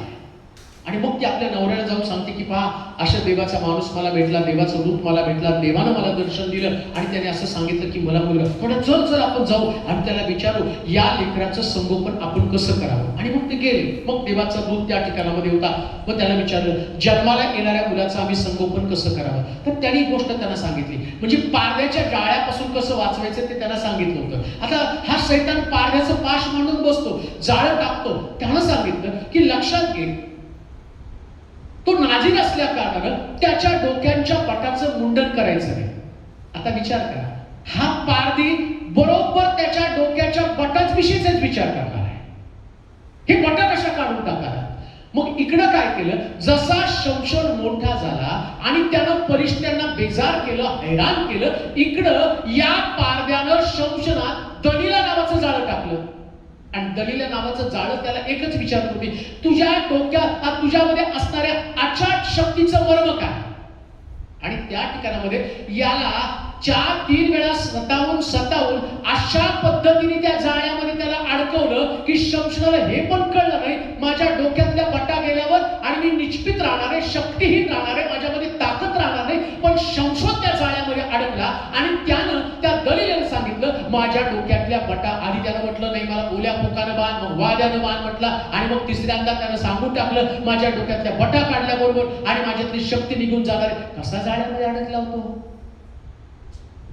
हा सैतान. तुम्हाला जाळ्यामध्ये अडकवण्यासाठी आटोकाट प्रयत्न करणार आहे. पण दुःखाची गोष्ट काय माहिती का, तो शिकार करत असताना ज्याची शिकार होते त्याला कळत पण नाही शिकार झाली म्हणून. शमशोनाला कळालं पण नाही त्याची शिकार झाली. असं लिहिलं, पलिष्टी आल्यावर त्याच्या बटा कापल्यावर शमशोन परत एकदा उभं राहण्याचं त्याला असं वाटलं तर जाबाड घेतो, हजारो पलिष्टीला मारतो. आता पलिष्टी आले त्याला धरून घेऊन गेले, मग त्याचे डोळे फोडले, दळणकांडण करायला टाकलं तिथं. आता त्याला कळलं जाळ्यात मी अडकलो, उद्ध्वस्त झालो. सैतान तुम्हाला जाळ्यामध्ये अडकून टाकणार. नीट आहे का मी काय सांगतो तुम्हाला. एक स्थान प्रभूने तुम्हाला दिले, जागा तुम्हाला देणार दिली, एक दर्जा तुम्हाला दिलेला. दाविदाला सुद्धा त्या जाळ्यामध्ये अडकण्यापासून स्वतःला तो वाचू शकला नाही. नियम प्रभूने एक दिला होता, वर्षाच्या आरंभी युद्धाला जा. कोणी राजानं वर्षाच्या सुरुवातीला घरी थांबायचं नाही, युद्धावर जायलाच पाहिजे. दावीद राजा त्या वर्षी युद्धाला गेलाच नाही, घरी थांबला आणि पारध्यानं जाळं टाकलं, खिडकी उघडी राहिली आणि त्यानं खिडकीतनं त्या स्त्रीला पाहिलं, त्याची नजर गेली आणि त्यानं व्यभिचार केला. अशा पद्धतीने तो जाळ्यामध्ये अडकला. पारध्याचं पाश, जेव्हा तुम्ही ताकदवान बनता, देवाच्या योजनेचा भाग बनता, त्या ठिकाणामध्ये पारध्याच्या जाळ्यापासून तुमचा स्वतःचा बचाव करता. सैतानाचा तो पाश आहे. योसेफाला जेव्हा 11 पेंड्या नमन करतील, सूर्य चंद्र तारे नमन करतील आणि हे अभिवचन प्रभूने दिलं, याच्यावर सुद्धा पोटीपराच्या पत्नीनं जाळं टाकलं, पण यानं पाश ओळखला, या सैतानाच्या जाळ्यामध्ये मी अडकणार नाही. त्यानं आपलं वस्त्र त्याच ठिकाणात टाकलं आणि तो पळून गेला. परिणाम काय झाला? देवानं त्याला उच्च स्थानावरती घेऊन दिला. हे उच्च स्थानावरती पारध्याच्या जाळ्यापासून स्वतःचा बचाव करा. सैताना संबंधानं म्हटलं की तो आपल्याला आणि काय करतो? जाळ्यामध्ये अडकवतो. अजून एक गोष्ट मला सांगतो, जोपर्यंत तुम्ही जाळ्यामध्ये अडकत नाही तोपर्यंत ज्या मार्गाने तुम्ही चालला तो मार्ग तुम्हाला नैसर्गिक मार्ग वाटतो, म्हणजे त्यात तुम्हाला चुकीचं काही वाटत नाही. तर नाही, काय माझं काही चुकलंच नाही ना. आणि बघा बरेच लोक पाळकाला पण माझं काही चुकलंच नाही, पण हा प्रश्न माझ्यावरती कसं काय आला? आता देव तर अन्याय नाही, देव चुकीचा नाही. देवाची पद्धत कोणती माहिती का? एखाद्या व्यक्तीला देवाला ताळ्यावरती आणायचं, त्याला मार्गावरती आणायचं, तर देवाचा मार्ग एकदम सोपा आहे. मी पीडित झाल्यानं माझं बरं झालं, कारण त्यामुळे मी तुझा मार्ग जाणायला शिकलो. देव पिढा पाठवतो तेव्हा आम्ही आमचा मार्ग तपासायचो, मी कुठं चुकला. आणि कुठल्याही पाळकाला चुकू नये विचारू नका, कारण त्याला त्याची जागा पक्की करायची असते. आता समजा एखादा व्यक्ती आला तिथं आणि म्हणतो माझं काय चुकतं? तुझ्या सासूला त्रास देते का तू? म्हणू शकतो का कोणता पाळा? ती येऊन सासूचीच गारणं करत असते ना, सासू खूप त्रास देते, सासू खूप त्रास देते. एखादी सासू येते, माझं काय चुकतं कळत नाही मला. सुनेचा छळ करता का तुम्ही? माझं काय चुकतं? भावावरती प्रीती करतोस का? भावाला समजून घेतलंस का तू? प्रश्न तोच आहे. तुम्ही ज्या प्रकारच्या आत्मिक जीवनाची अपेक्षा करता, जाळ्यामध्ये तुम्ही कधी अडकता तुमच्या लक्षात पण येत नाही. पारध्याच्या जाळ्यापासून तुम्ही स्वतःचा बचाव करणार कसा? म्हणून लक्षात, शिकार झाल्यावरच लक्षात येतं की आपली शिकार झाली. संशोधन आल्यानंतर लक्षात आलं शिकार झाली, बटा गेल्या, सगळं गेलं. आता संशोधन देवाकडे प्रार्थना करतो, देवा माझ्या बटा परत एकदा उगवल्या जाऊ दे. लक्षात घ्या, जेव्हा आत्मिक शांती तुमची जाते, जेव्हा तुमच्यामध्ये कोरडेपणा येतो, तुमच्यामध्ये ती आग असली पाहिजे, ती आग नसती ना, तेव्हा तुम्ही त्याच्या जाळ्यात अडकलेला असता. एकदम सोपं आहे. पहिली जी आग तुमच्यामध्ये असती, पहिला जो अग्नी, पहिली जी शुद्धता, पहिली जी पवित्रता, पहिलं जे चांगुलपण, पहिली जी प्रीती तुमच्यामध्ये, असं म्हटलंय. तुझ्यातली पहिली प्रीती गायब झाली. प्रकटकरच्या मंडळाला 7 मंडळाला पत्र लिहिताना पाहिजे असेल तर युट्यूबला तो संदेश आहे. 7 मंडळांचे 7 पत्र युट्यूबला जीसस इंडिया चॅनलवरती ते टाकलेले 7 पत्र आहेत. त्या 7 पत्र आवर्जून पहा. तुझी पहिली प्रीती तू सोडलेली आहे, याचा मला तुला दोष देणं आहे. मी तुला दोष देतो का? तर तुझी पहिली प्रीती गेली. तुम्ही जे पहिलं प्रेम देवावरती करतो, कोणतं पहिलं प्रेम? आता माझं पहिलं प्रेम देवावरती कोणतं होतं? मला आठवतं, मध्ये राहायला होतो. पहिलं प्रेम माझं देवाचं संबंध चालत आहे. आम्ही 3 ब्रदर होतो. एक माझा छोटा भाऊ होता, अजून एक ब्रदर होता. मग इकडं कॅम्पामध्ये प्रेयर असायची. आमचे पाळक मला सांगायचे की कॅम्पामध्ये प्रेयर. आमच्याकडं गाडी खर्च कधी नसायचा, कारण आम्ही एकदम लो, म्हणजे आर्थिक परिस्थिती एकदम खालचे असलेले वडील, दारू पिणारे, घरामधली 4 लेकरं, आणि त्यामुळे परिस्थिती चांगली नव्हती. मग आम्ही काय करायचो, बस पुरते पैसे, काहीतरी तिकीट मला वाटतं 1 रुपया 1.5 रुपया तिकीट असेल, त्यावेळेस आम्ही यायचो कॅम्पामध्ये. मग ती प्रार्थना संपल्यावर रात्री, आता ती पुण्याची प्रार्थना पहिल्यापासून अशीच आहे, मला एकदम उशिराच असते. ती प्रार्थना 9ला सुरू व्हायची, 12ला संपायची. आणि मग त्यावेळेस ती प्रार्थना संपली आणि ते ज्यांच्या घरी प्रेयर होते ते ब्रदर आले आणि मग ते म्हटलं की आता तुम्ही जेवून जा. नाही म्हटलं आम्हाला जायचं आहे. आणि मग बस स्टॉप पर्यंत आम्हाला सोडा. वाराला कुठली बस असते, पण आम्ही बस स्टॉप पर्यंत. नाही आता बस बंद झाली असेल. त्यांनी हॉटेलमध्ये नेलं, जेवायला घातलं, पण बस रिक्षात पैसे कुठे? आता जाय, बस बंद आहे. आणि मग ते म्हटलं नाही चला बस बंद झाली, तुम्हाला रिक्षात बसवतो. आम्ही म्हटलं नाही आम्ही बघतो बस असेल कुठली. काही त्यांनी आम्हाला रिक्षात बसवलं. आता कसं सांगायचं पैसे नाही म्हणून. आम्ही रिक्षात बसलो आणि बसल्यावर रिक्षाला म्हटलं साहेब पैसे नाही, आम्हाला उतरा. रिक्षाने आमचं तोंड बघितलं आणि आम्हाला खाली सोडलं. कॅम्पापासून आम्ही औंधपर्यंत रात्री 12ला चालत गेलो. पहिलं प्रेम होतं. ते देवाविषयीचं पहिलं प्रेम होतं. आणि नुसतं चालत गेलो नाही, एक पेटी, डोलकं, पेटी डोक्यावरती, डोलकं कमरेला, आलटून पालटून घेत होतो आणि प्रभूसाठी आनंद होता. रस्त्याने जाता जाता गाणी गात गात जात होतो. का? हे प्रभूचं प्रेम होतं, ते पहिलं प्रेम. आता ते पहिलं प्रेम आहे का? का तो कोरडेपणा आला? प्रभूशीचं पहिलं प्रेम तुमच्यामध्ये ते आहे का? ज्याच्यासाठी मन वेडं पिसं होतं, मग कुठं डाव साधला त्यानं? कुठं देवाविषयीचं प्रेम निघून गेलं? धूर्त आहे. आणि तो धूर्तपणे तुम्हाला तुमच्या त्याच्या जाळ्यामध्ये अडकवण्याचा प्रयत्न करतो. म्हणून एक गोष्ट लक्षात ठेवा, जे तुमचं आत्मिक जीवन आहे ना, त्याच्यामध्ये थोडा सुद्धा खंड पडू देऊ नका. जशी तुमची प्रार्थना तशीच प्रार्थना असू द्या, तशीच असू द्या प्रार्थना. मला आठवतं, ज्या दिवसापासून माझं तारण झालं, 30 वर्षामध्ये, तुम्ही सोलापुरातल्या लोकांना जाऊन विचारा, 30 वर्षामध्ये माझं चर्चमध्ये जाणं, मी पाळत आहे, परंतु मुलं चर्चला लवकर येत नव्हते, तर मी सकाळी 8 वाजता खाली जायचो, सगळ्या खुर्च्या मांडायचो, येणाऱ्या लोकांच्या पुसून घ्यायचो आणि प्रत्येक खुर्चीवरती जाऊन त्या हात ठेवून प्रार्थना करायचो. तेव्हा या ठिकाणात आलेल्या व्यक्तीच्या मनाचं परिवर्तन कर, त्याचा काम. माझं प्रेम तेव्हा तेवढंच होतं, अजूनही माझं तेवढंच प्रेम आहे. आता आल्यावर पण मी लगेच त्या खुर्च्या लावल्या, असं नको, अशांतर. का? मला कुठून नॉलेज? 30 वर्ष मी केलं, अजूनही मी करतो. का? तर प्रेम नाही देवाविषयीचं. असं नाही म्हणायचं की मला आठवतं की असंच एकदा, आता मला चर्च बांधकाम केल्यानंतर युट्यूबला संदेश देतो, मग सूटबूट घालून सगळं एकदम छान चाललेलं असतं. एक व्यक्ती मला भेटायला मुंबईवरून आला होता आणि मी झाडून सगळं चर्चचं कंपाऊंड झाडत होतो आणि झाडता झाडता तो व्यक्ती आला होता. म्हटलं की जाओ पास्टर को बोला. म्हटलं कोण पास्टर चाहिए? टेलर पास्टर चाहिए. मैं ही हूं. तुम हो? तुम ये काम करते हो?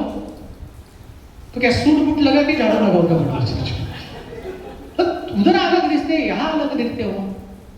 अरे यहाँ प्रीचिंग है, यहाँ जो टीचिंग मिली उसका एप्लीकेशन है. जे शिकवतो ना त्याचं प्रॅक्टिकल आहे. येशू म्हटला, मी तुमचे पाय धुतो यासाठी की तुम्ही इतरांचे पाय धुवावेत. हे शिक्षण आहे. देवामध्ये टिकून राहण्यासाठी या गोष्टी तुमच्या जीवनामध्ये नेहमी नेहमी घडल्या पाहिजे. कितीही मोठे झाल्या तरी ख्रिस्ता एवढेच मोठे व्हा. ख्रिस्ताचं मोठेपण काय? तो देव असताना मानव झाला हे त्याचं मोठेपण आहे. हेच मोठेपण तुमच्यामध्ये यायला पाहिजे. मग सैतान तुमच्यावरती कधीच ट्रॅप लावू शकणार नाही. तर थोडंसं तुम्हाला मोठं झालं की तुम्हाला दाखवत नाही. मला बरेच लोकांचे कॉल येतात. एका व्यक्तीने मला कॉल, बाळासाहेब मीटिंग ठेवायची तुमची. म्हटलं ठेवा. किती एसी लागणार? म्हटलं कशाला? नाही, एका प्रीचरला फोन केला, त्याने म्हटलं एका रूमला 2 एसी लागणार आहे. अरे माणूस एखादी एसी 2 घेऊन काय मरतो का काय आतमध्ये? प्रॉब्लेम तोच आहे. ती तुमची जागा जी आहे ना, त्या जागेवरती या सैतानानं तुमच्यामध्ये अहंकार घातला, ट्रॅप मध्ये तुम्हाला अडकवलं. येशू म्हणतो मनुष्याच्या पुत्राला डोकं टेकण्यासाठी जागा नाही, त्याची जागा पहा. पण काय करतो साहेब? तो तुमच्यामध्ये अहंकारी मन घालतो ना, ट्रॅप करतो, तुम्हाला अडकवतो त्याच्यामध्ये. सगळ्या सवयी तुमच्या बदलून टाकतो. 3 दिवस डोंगरावरती लोकांनी अन्न पाणी खाल्लं नाही आणि मला हे कौतुक वाटतं. येशूचे शिष्य आले, येशूला म्हणतात, येशू हे कासावी चालले गेले 3-4 दिवस ते आपल्या मागे, त्याने काही सुद्धा खाल्लं नाही. आता बघा, इकडं लोक शिष्यांना लोकांची काळजी होती, पण याच्यावर येशूने मग खाल्लं नव्हतं की मग काय त्याच्यामध्ये? आता हे लोक तर नुसते ऐकत होते. विचार करा, 4 दिवस येशू अन्न पाणी न खाता त्यांच्यावर बोलत होता. हो, काय त्याची एनर्जी, काय त्याची ताकद आहे, त्याचं देवाविषयीचं प्रेम आहे. म्हणून जो खरा ख्रिस्ताला अनुसरतो ना, नारायण वामन टिळकासारखं त्याचं जीवन असतं. मिळवा ना मिळवा अन्न पाणी देवाच्या चिंतने मग्न. आम्ही नारायण वामन टिळकाला सत्य समजलं, आम्हाला ते सत्य का समजत नाही? का? तर आम्ही त्या ट्रॅक मध्ये अडकलेलो. करंथीकरांचं 2 पत्र 11 अध्याय 3 वचन वाचा. 2 करंथीकरांचं पत्र 11 अध्याय 3 वचन. करंथीकरांचं 2 पत्र 11 अध्याय 3 वचन. सैतान काय करतो ते आम्ही पाहणार. तो शिकार करतो आम्हाला आणि बरोबर त्याच्यामध्ये अडकवण्याचा प्रयत्न करतो. तरी जसे सापाने कपट करून हवेला टकवलं, तसे तुमची मने कशाने तरी ऐका काय करतो तो. सापानं सापानं कपट करून हवेला ठकवलं, तसे तुमची मने कशाने तरी बिघडून तुमची मन कशानं तरी बिघडून ती ख्रिस्ताविषयीचे सरळपण ख्रिस्ताविषयीचं सरळपण व शुद्धता यापासून भ्रष्ट होतील यापासून भ्रष्ट होतील. असे मला भय आहे. कोण? सैतानानं काय केलं? बागेमध्ये भेटलेला तो सैतान, लुसिफर नव्हता, तो सैतान. त्या सैतानानं काय केलं? धूर्तपणे हवेचं मन भ्रष्ट केलं. आता लक्षात ठेवा, एक व्यक्तीला पाडण्यासाठी, एक व्यक्तीचं आत्मिक जीवन उद्ध्वस्त करण्यासाठी सैतान पहिल्यांदा मनाचा ताबा घेतो, मन भ्रष्ट करण्याचं काम करतो. आणि मागे मी तुम्हाला सांगितलं, जीव, आत्मा आणि शरीर म्हणजे जीवामध्ये आणि शरीरामध्ये जर राजधानी कोणती असेल तर मन. आणि एकदा मनावरती ताबा घेतला, मग तुमच्या शरीरावरती पण ताबा घेतला जातो आणि जीवावरती पण ताबा. आता ताबा घेतला तुम्ही, आता मनाचं, जीवाचं, शरीराचं काय संबंध सांगतो तुम्हाला समजा. एकदा मनाचा ताबा सैतानानं घेतला, शरीराचा पण ताबा आणि तुमच्या जीवाचा पण ताबा, म्हणजे तुमच्या मनाचा ताबा पहिले घेणार.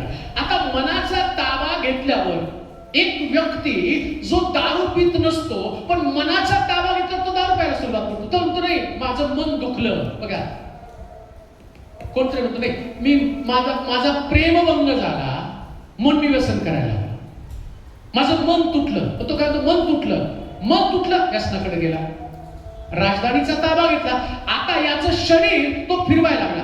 मनाचा कंट्रोल, दाविदाच्या मनाचा कंट्रोल घेतला आणि त्याचं लक्ष त्या असणाऱ्या स्त्रीकडे, बत्शेबेकडे गेलं, तो पापाकडे गेला. आता सैतान काय करतो ते लक्षात ठेवा, तुमचं मन बिघडवण्याचं काम करतो. आता तुमचं मन बिघडलं तुम्हाला कसं कळणार आहे? तुमचं पूर्वीचं मन क्षमा करणारं मन, प्रेमळ मन, अपमान सहन करणारं मन आहे. जेव्हा तुमचं मन कोणीतरी अपमान केला, दुखलं जाताना समजायचं तुमच्या मनाचा ताबा सैतानाने घेतला. आणि लक्षात ठेवा, देवामध्ये आलेल्या लोकांनी निर्लज्ज बनलं पाहिजे. आम्ही म्हणाल का? जरा जोरात आम्ही आता उदाहरण तुम्हाला देतो, काय सांगता पाहिजे. मी सगळं शास्त्रातून तुम्हाला सांगतो. दावीद राजा कराच्या कोशासमोर नाचत असताना मिकल काय म्हणते, इस्रायलाचे राजे एखाद्या निर्लज्ज मनुष्यासारखं कराच्या कोशासमोर नाचत असताना काय सुंदर दिसते. मग दावीद निर्लज्ज झाला. देवाच्या लोकांनी निर्लज्ज व्हायला पाहिजे. तुमचा कोणी अपमान केला ना तरी नुसतंच नाही द्यायचं, लगेच रडत बसायचं नाही, माझा अपमान झाला, त्याने असंच म्हटलं, त्याने तसंच म्हटलं. अहो, आम्हाला तितकं साध्या गोष्टीवरून थोडस बोलत आम्ही नाही, त्याने मला बघून तोंड फुगू दे, तर अख्खा फुगू दे. काय करायचं तुला? होऊ दे त्याचा पावटा, काय फुगायचं त्याची, फुगू दे त्याला. त्याने तुम्हाला तोंड फिरू द्या आणि तुम्हाला तोंड वाकडं करू द्या, मन तुमचं बिघडून जाऊ दे. दावीदाचं मन नाही बिघडलं, शौलाने एवढा त्याला त्रास दिला, त्याचं मन नाही बिघडलं. ते अशा लोकांच्या शोधामध्ये आहेत ज्या लोकांनी आपल्या मनाला कधीच बिघडू दिलं नाही. द्वेष कधी होऊ नका म्हणा. लक्षात ठेवा, तुमचं मन बिघडलं याचं तुम्हाला कसं कळणार आहे? तुमचं मन बिघडलं, ईर्ष्या आली का तुमच्यामध्ये? द्वेष निर्माण झाला का? शौल खूप चांगला होता आधी. शौलाचं मन केव्हा बिघडलं? जेव्हा दावीद गल्ल्यात त्याला मारून येत असताना स्त्रिया हातामध्ये डब घेऊन, झांजा घेऊन नाचत होत्या आणि एकच वाक्य बोललं, शौलानं हजारो बदले आणि दाविदानं लाखो बदले. एवढे एक वाक्य ऐकल्याचं डोकं फिरलं, मन बिघडलं. का तर दुसऱ्याला क्रेडिट, आमचं पण तसंच असतं, दुसऱ्याला क्रेडिट दिलं आमचं मन बिघडलं. त्या चर्चमध्ये पाळसाहेब आम्हाला किंमतच देत नाही. अहो, पाळकाने तुम्हाला किंमत देण्यासाठी तुम्ही चर्चमध्ये गेला नाही, तुम्ही येशूला किंमत देण्यासाठी चर्चमध्ये गेलेला. तुमची व्हॅल्यू 0 झाली पाहिजे. म्हणून पौल काय म्हणतो, आता मी माझ्या ठाई राहत नाही तर ख्रिस्त माझ्या ठाई राहतो. हेच तुमच्यामध्ये राहायला पाहिजे. तुमची किंमत शून्य करून टाका. तुम्हाला कोणी बोलो अथवा न बोलो, तुमचा अपमान करो, आणि लक्षात ठेवा, ज्याला जगामध्ये काही किंमत नसती ना त्याला स्वर्गामध्ये सगळ्यात मोठी किंमत असते. हे उदाहरण पवित्र शास्त्रात तुम्हाला समजेल. लाजरस मेला आणि स्वर्गात गेला. लाजरसचे पोट कुत्र चाटत होतं, त्याला तिकडे किंमत नव्हती. श्रीमंत माणसाला किंमत होती आणि जांभळी वस्त्र घालून खाली खुशालीचे जीवन जगत होता. तुमच्याकडे आज काही नसेल, तुमच्याकडे जगामध्ये तुम्हाला काही किंमत नसेल, तुम्हाला कोणी किंमत देत नसेल, तुमच्याविषयी कोणी चांगलं बोलत नसेल, माणसाच्या शब्दानं हुरळून जाऊ नका, दुःखित होऊ नका. लक्षात ठेवा, देव आल्यावर, येशू आल्यावर तुम्हाला उत्तम प्रतिफळ देणार आहे आणि त्याच्या प्रतिफळा या पृथ्वी तलावर तुमचं मन बिघडून जाऊ देऊ नका. तुमचं मन स्वच्छ, प्रेमळ, क्षमाशील, चांगलं आणि तुमचं हृदय सर्वांसाठी चांगलं असू द्या आणि तुमचं हृदय सतत आनंदी असू द्या. सतत आनंदी. लोकांनी तुम्हाला पाहिलं, मला वेळ कमी पण तरी सांगतो, त्या आमचं तारण झालं ना, मग आम्ही चर्चला जायचो. चर्चला गेल्यानंतर आता घरामध्ये अजून ते दृश्य आठवतं की आमचे वडील पिणारे, त्यांना प्रार्थना आवडत नव्हती. मग एक आंटी आमच्या घरी प्रार्थनेसाठी यायची आणि त्यांना माहित होतं की आंटीला बिड्याची ॲलर्जी आहे. मग ते वर प्रार्थना करायला आमचे वडील बिडीचा एक अख्खा बंडल घ्यायचे आणि तो बंडल पेटवायचे आणि सगळा धूर वर सोडायचे. पण त्या आंटी प्रार्थना करता करता त्यांना खोकला लागायचा. ते म्हणजे आणि खाली, भाऊ सिगारेट पिऊ नका. मग आमचे वडील म्हणजे मग जास्त वेळ प्रार्थना घेऊ नका, कारण त्यांना आवडत नव्हती प्रार्थना. पण ते त्याने काही यायचं सोडलं नाही, तरी प्रार्थना घेत राहिले. एवढा अपमान, पण ते हसत खेळत बाहेर पडायचे. नव्हतं वाटत दुःख ना, कोण दुःखी करणार आहे आम्हाला.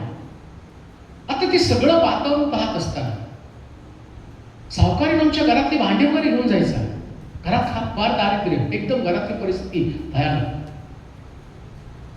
पण आम्ही चर्चला जाताना दाखवत नव्हतो की आमच्या घरातलं वातावरण असं आहे.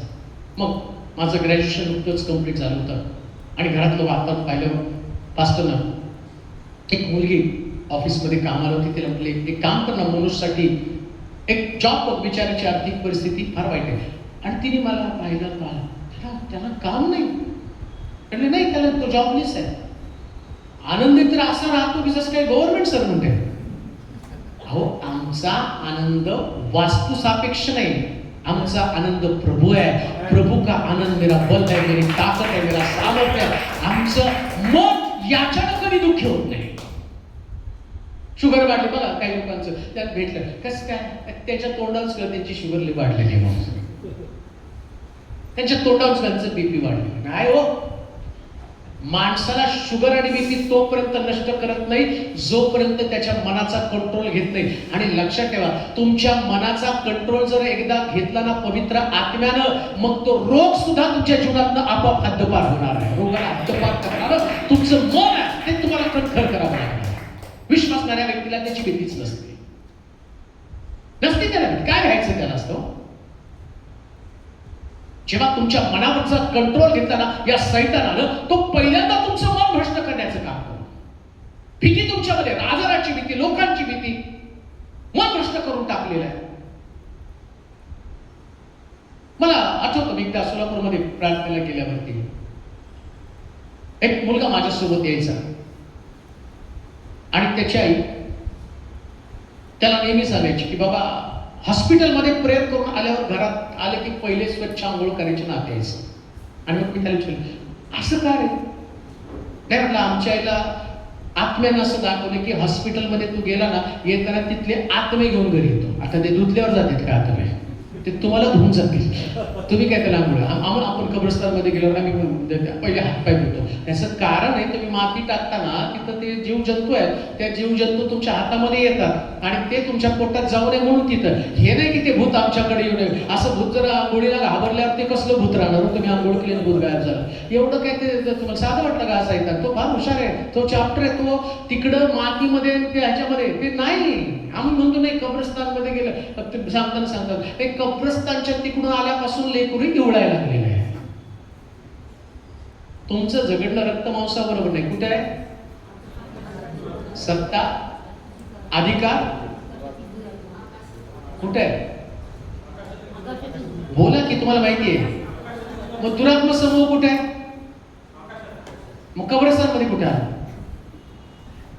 आणि कब्रस्तानमध्ये, आणि आम्ही त्याला फॉर्म्युला काय काढला माहिती का? कब्रस्तानमधच्या जवळून मटणाचं कालवण नेताना कोळशी आणि मीठ त्याच्यात टाकायचं. म्हणजे भूताला मिठाचं कोळशीची काय अलर्जी? मुळामध्ये जे शिक्षण आहे ते शिक्षण मार्ग. कोणतं शिक्षण? तो तुमचं मन भ्रष्ट करणार, भीती तुमच्यामध्ये उत्पन्न करणार. म्हणून लक्षात ठेवा, भागा भागा भागा भागा भागा शैतान म्हणून तो पळणार नाही. तुम्हाला कळलं काही झालं तरी मी माझ्या मनाची चलबिचल होऊ देणार नाही. कोणत्याच गोष्टीने प्रिय, कोणत्याच गोष्टीने ना अमावस्या ना पौर्णिमा सैतान मन भ्रष्ट करतो. म्हणजे काय? तो तुम्हाला दिवसा, शास्त्रात लिहिले दिवसा सूर्याची रात्री चंद्राची तुला लिहिले का नाही? मग तरी आमोश आल्यावर नाही, आमोश आल्यावर आमच्या घरात जास्त किरकिर होती. तुमचं घर एवढं किरकिर आहे, 12 महिने तुमच्या घरात ती किरकिर असते. मुळात कधी कधी तू सैतान म्हणतो हे पितेत खातेत आणि माझ्यावरच आरोप टाकते त्यांच्या घरात किरकिर. पितात खातात हेच आणि सगळं बिल माझ्यावरच पडतात. दिवसा सूर्याची रात्री चंद्राची तुला बाधा होणार नाही. मन भ्रष्ट करण्याचं काम तू कर. हा सैतानाचं काम आहे. तुम्हाला तुमच्यामध्ये भीती उत्पन्न करावी. आणि म्हणून शास्त्र काय सांगतं की लक्षात ठेवा, जेव्हा या मनाचा कंट्रोल त्यानं घेतला, रागाला तुमच्या मनाचा कंट्रोल त्यानं घेतला.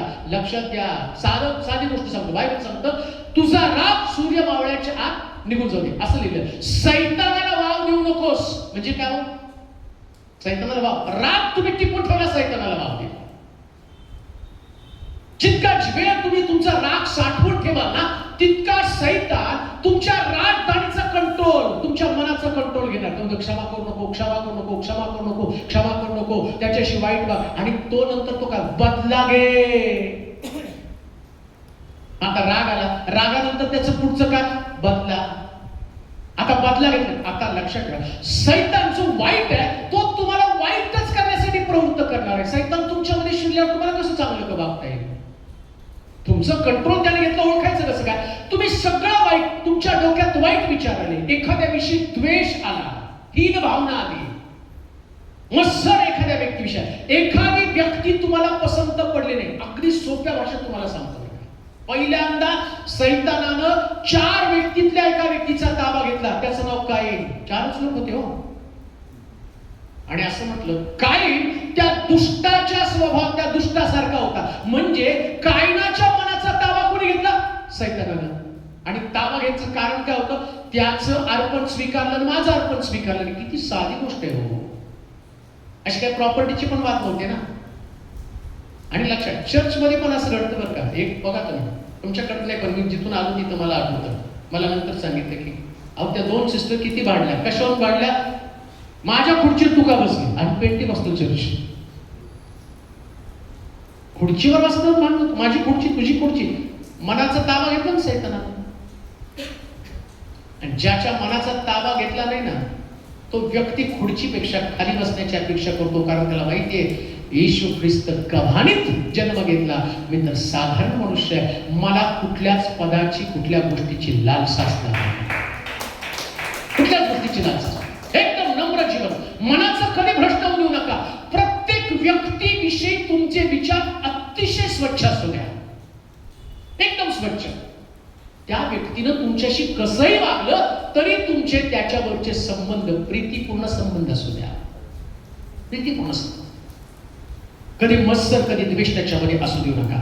आणि म्हणून लक्षात ठेवा की तो सैतान त्याचा वेळ कमी असल्या कारणानं आता तो देवाच्या लोकांच्या मनाची मनभ्रष्ट करण्याचं काम रात्रंदिवस करत आहे. नीट ऐका, एक वाक्य नीट ऐका. आता सैतानाचा वेळ कमी आहे. मग सैतान काय करत आहे? रात्रंदिवस देवाच्या लोकांची मन भ्रष्ट करण्याचं काम करत आहे. आणि माध्यम कोणतं आहे माहिती का? त्याचं माध्यम टीव्ही, व्हिडिओ, इंटरनेट, वर्तमानपत्र. याच्याद्वारे सैतान जगामध्ये असणाऱ्या लोकांची मन भ्रष्ट करण्याचं काम करते. म्हणून आता तुम्ही पहा, कालच एक बातमी होती, 9वीच्या मुलानं प्रिन्सिपलवरती चाकूने हल्ला केला. 9वीच्या मुलानं. कसं काय मन भ्रष्ट झालं? मला आठवतं की ज्यावेळेस मी शाळेमध्ये होतो त्यास आमच्या सरांना, आता तो बेताचा लाकडी रोल असायचा तो. आता काय तुम्हाला दिसतोय? आता तुम्ही शिक्षकांना जोडता जोडली अशी परिस्थिती निर्माण झाली. चाकूच घेऊन जायला लागले म्हणजे आता काय? त्यांना इकडं मारता म्हणजे मारून आम्हाला बरं वाटत म्हणून इकडं मारत होते, या हाताला मारत होते. आणि आम्ही कधी काचू कधी केलं नाही का? तर आम्हाला छडी लागे, छम छम विद्या येईल, घम घम. आमचं मन नाही भ्रष्ट. आता काय झालं माहिती का? टीव्हीवरती दाखवतात अमेरिकेमध्ये मुलाने रिव्हॉल्वर घेऊन गेला. आता तेच मनभ्रष्ट होऊन टीव्हीच्या माध्यमातून भारतामध्ये आलं. भारतामध्ये ते चालू झालं आणि बघता बघता इतकी परिस्थिती भयानक झाली. आता मन भ्रष्ट करण्यासाठी परवा दिवशी एका सुप्रीम कोर्टाच्या न्यायाधीशाने एक निर्णय दिला. आणि काय निर्णय होता माहिती का तो?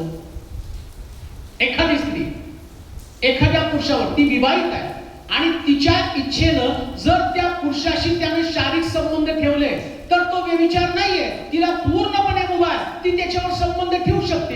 आता विचार करा, इकडं किती मान भ्रष्ट झाले की तुम्ही त्याची बायको वापरा, तुम्ही याची बायको वापरा, आणि ते डिक्लेरेशन काय की तुम्हाला आणि शिक्षा होणार नाही, तो व्यभिचार नाही, तर त्याच्या मनाचं आणिच आहे. आता विचार करा, हे सगळं वाचून वाचून लोकांची मन किती कठीण झाली, किती घाण मन झालेले, कसलं वातावरण घडवून बसले आणि कुटुंब व्यवस्था मोडकळीस आली, सगळं उद्ध्वस्त होत चाललंय.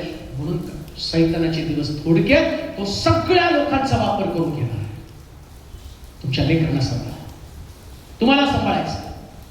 अशा कोणत्या गोष्टी तुमच्या कानावरती येता कामा नये की ज्या गोष्टींच्या द्वारे तुमचं जीवन उद्ध्वस्त होणार आहे. तरुण लेकरांच्या मनावरती ते बिंबवलं जात आहे. तरुण लेकरांच्या, तरुण लेकरांना, ज्या लेकरांना काही समजत नाही, हा विचार करा. 9वीची 4 मुलं 8 वर्षाच्या एका मुलीला घेऊन जातात आणि 14 तिच्यावर बलात्कार करून तिला दगडाने ठिचून मारून फेकून देतात. काय असेल विचार, कसलं मन भ्रष्ट झालेलं आहे आणि कसं सैतान दिवस रात्र काम करत आहे. आणि ते तुमच्या कालचाच निकाल, 65 वर्षाचा म्हातारा 4 वर्षाच्या मुलीला तिच्यावर बलात्कार करतो आणि तिला ठेचून ठेचून मारून टाकतो आणि नंतर कोर्टाला तो सांगतो, कोर्टाला म्हणतो की नाही मी तिला मारलंच नाही तर ती, आणि तिला मी खाऊन देत होतो, तर दगडावर पडून ती आणि घसरून पाय घसरून गेली. भक्त झाले मन. कचरा वेचणारी 15 वर्षाची एक मुलगी, एक रिक्षावाला आणि भंगार वेचणारा माणूस तिला घरामध्ये नेतो, तिच्यावरती बलात्कार करतो आणि एवढं 65 वर्षाचे वृद्ध लोक या प्रकारचं घाणेरडं पाप करतात. काय कारण आहे? भ्रष्ट करत चालले. कधी ऐकलं होतं का तुम्ही हे? कसला सन्मान होता, कशा पद्धतीचं वातावरण होतं. पण आता ती परिस्थिती बदललेली आहे. त्याच्या पलीकडे जाऊन तुम्हाला सांग, एका बाळकाच्या पत्नीने मला फोन केला. बाळक साहेब, माझा नवरा घरामध्ये मला येऊन खूप मारतो आणि कारण काय, त्याचे संबंध चर्च मधल्या असणाऱ्या एका बहिणीशी आहेत आणि त्यानं स्पष्ट सांगितलं मी तिला सोडू शकत नाही, पाहिजे तर तू मला सोडून टाक. आता हल्ला जर राजधानीवरच झाला तर बाकीचे लोक कसे काय वाचणार आहेत? काय सैतान करत आहे लक्षात घ्या. कसलं भ्रष्ट काम तो करत आहे. पुण्यातलीच एक घटना मी तुम्हाला सांगतो. पुण्यात पेपरला ती बातमी आली. एक सेल लीडर प्रार्थना करण्यासाठी एका परिवारामध्ये गेला आणि ज्या परिवारात तो प्रार्थनेसाठी जात होता, एका मेजरच्या पत्नीच्या प्रेमामध्ये तो पडला आणि तिच्याकडे पुष्कळ धन होतं. भ्रष्ट मन कसं सैतान करतो ते तुम्हाला सांगतो. टीका म्हणून मी सांगत नाही, तुम्हाला जागरूक करतो की जेणेकरून तुम्ही सुद्धा स्वतःला सावरावं, सिद्ध करावं. काय केलं माहिती का, तो गेला आणि त्या दोघांचे प्रेम संबंध निर्माण झाले. मग त्याला प्रश्न पडला की हा व्यक्ती मला अडकण करणार आहे. एक दिवस तो मेजर आणि हा व्यक्ती आणि त्यांचा परिवार प्रार्थना करत होते आणि प्रार्थना करता करता त्याने डोळे झाकले. यानं कोयता काढला आणि कोयत्यानं त्या असणाऱ्या मेजरच्या वरती सपासप वार केले, त्याला मारून टाकलं. का तर त्याची पत्नी मला आवश्यक आहे. राजधानीवरती हल्ला झालेला आहे. राजधानीवरती हल्ला झालेला आहे. मन भ्रष्ट केलं जात आहे. सात्विकता, नीतिमत्व, धार्मिकता लोप पावत चाललेले सैतानाचे डावपेच तुमच्या कधीच लक्षामध्ये येणार नाही. आता त्याचं वेळ थोडका राहिला, माहित नाही कोणाच्या मनावरती कसं राज्य करेल. तुम्हाला वाचायचं तर एकच करा, मन भ्रष्ट होऊ देऊ नका. मन भ्रष्ट होऊ देऊ नका. रागावरती विजय मिळवा, मोहावरती विजय मिळवा. कोणाविषयी आपल्या अंतःकरणामध्ये कटुता कधी ठेवू नका, कधीच ठेवू नका. प्रिय, थोडस तुमचं मन चलबिचल झालं, मन अस्वस्थ झालं, निराश मन, दुःखी मन आणि कष्टानं भरलेलं मन, हे असल्या मनावरती सैतान राज्य करतो आणि पकडतो. म्हणून सर्वदा प्रभूमध्ये आनंद करा. पौल आणि फिलिपिकरच्या पत्राच्या 4 अध्यायाच्या 4 वचनामध्ये साखर दंडामध्ये बांधलेला पौल, बेड्यामध्ये बांधलेला पौल, आणि तो स्वतःला प्रेरित करतो आणि म्हणतो प्रभूमध्ये आनंद कर, आनंद कर. का तो म्हणतो या दुःखामध्ये सैतानानं माझ्या मनावरती राज्य करू नये, मला माझ्या प्रभूला भेटायचंय. त्यानं आपलं मन दुःखी होऊ दिलं नाही. तुमचं मन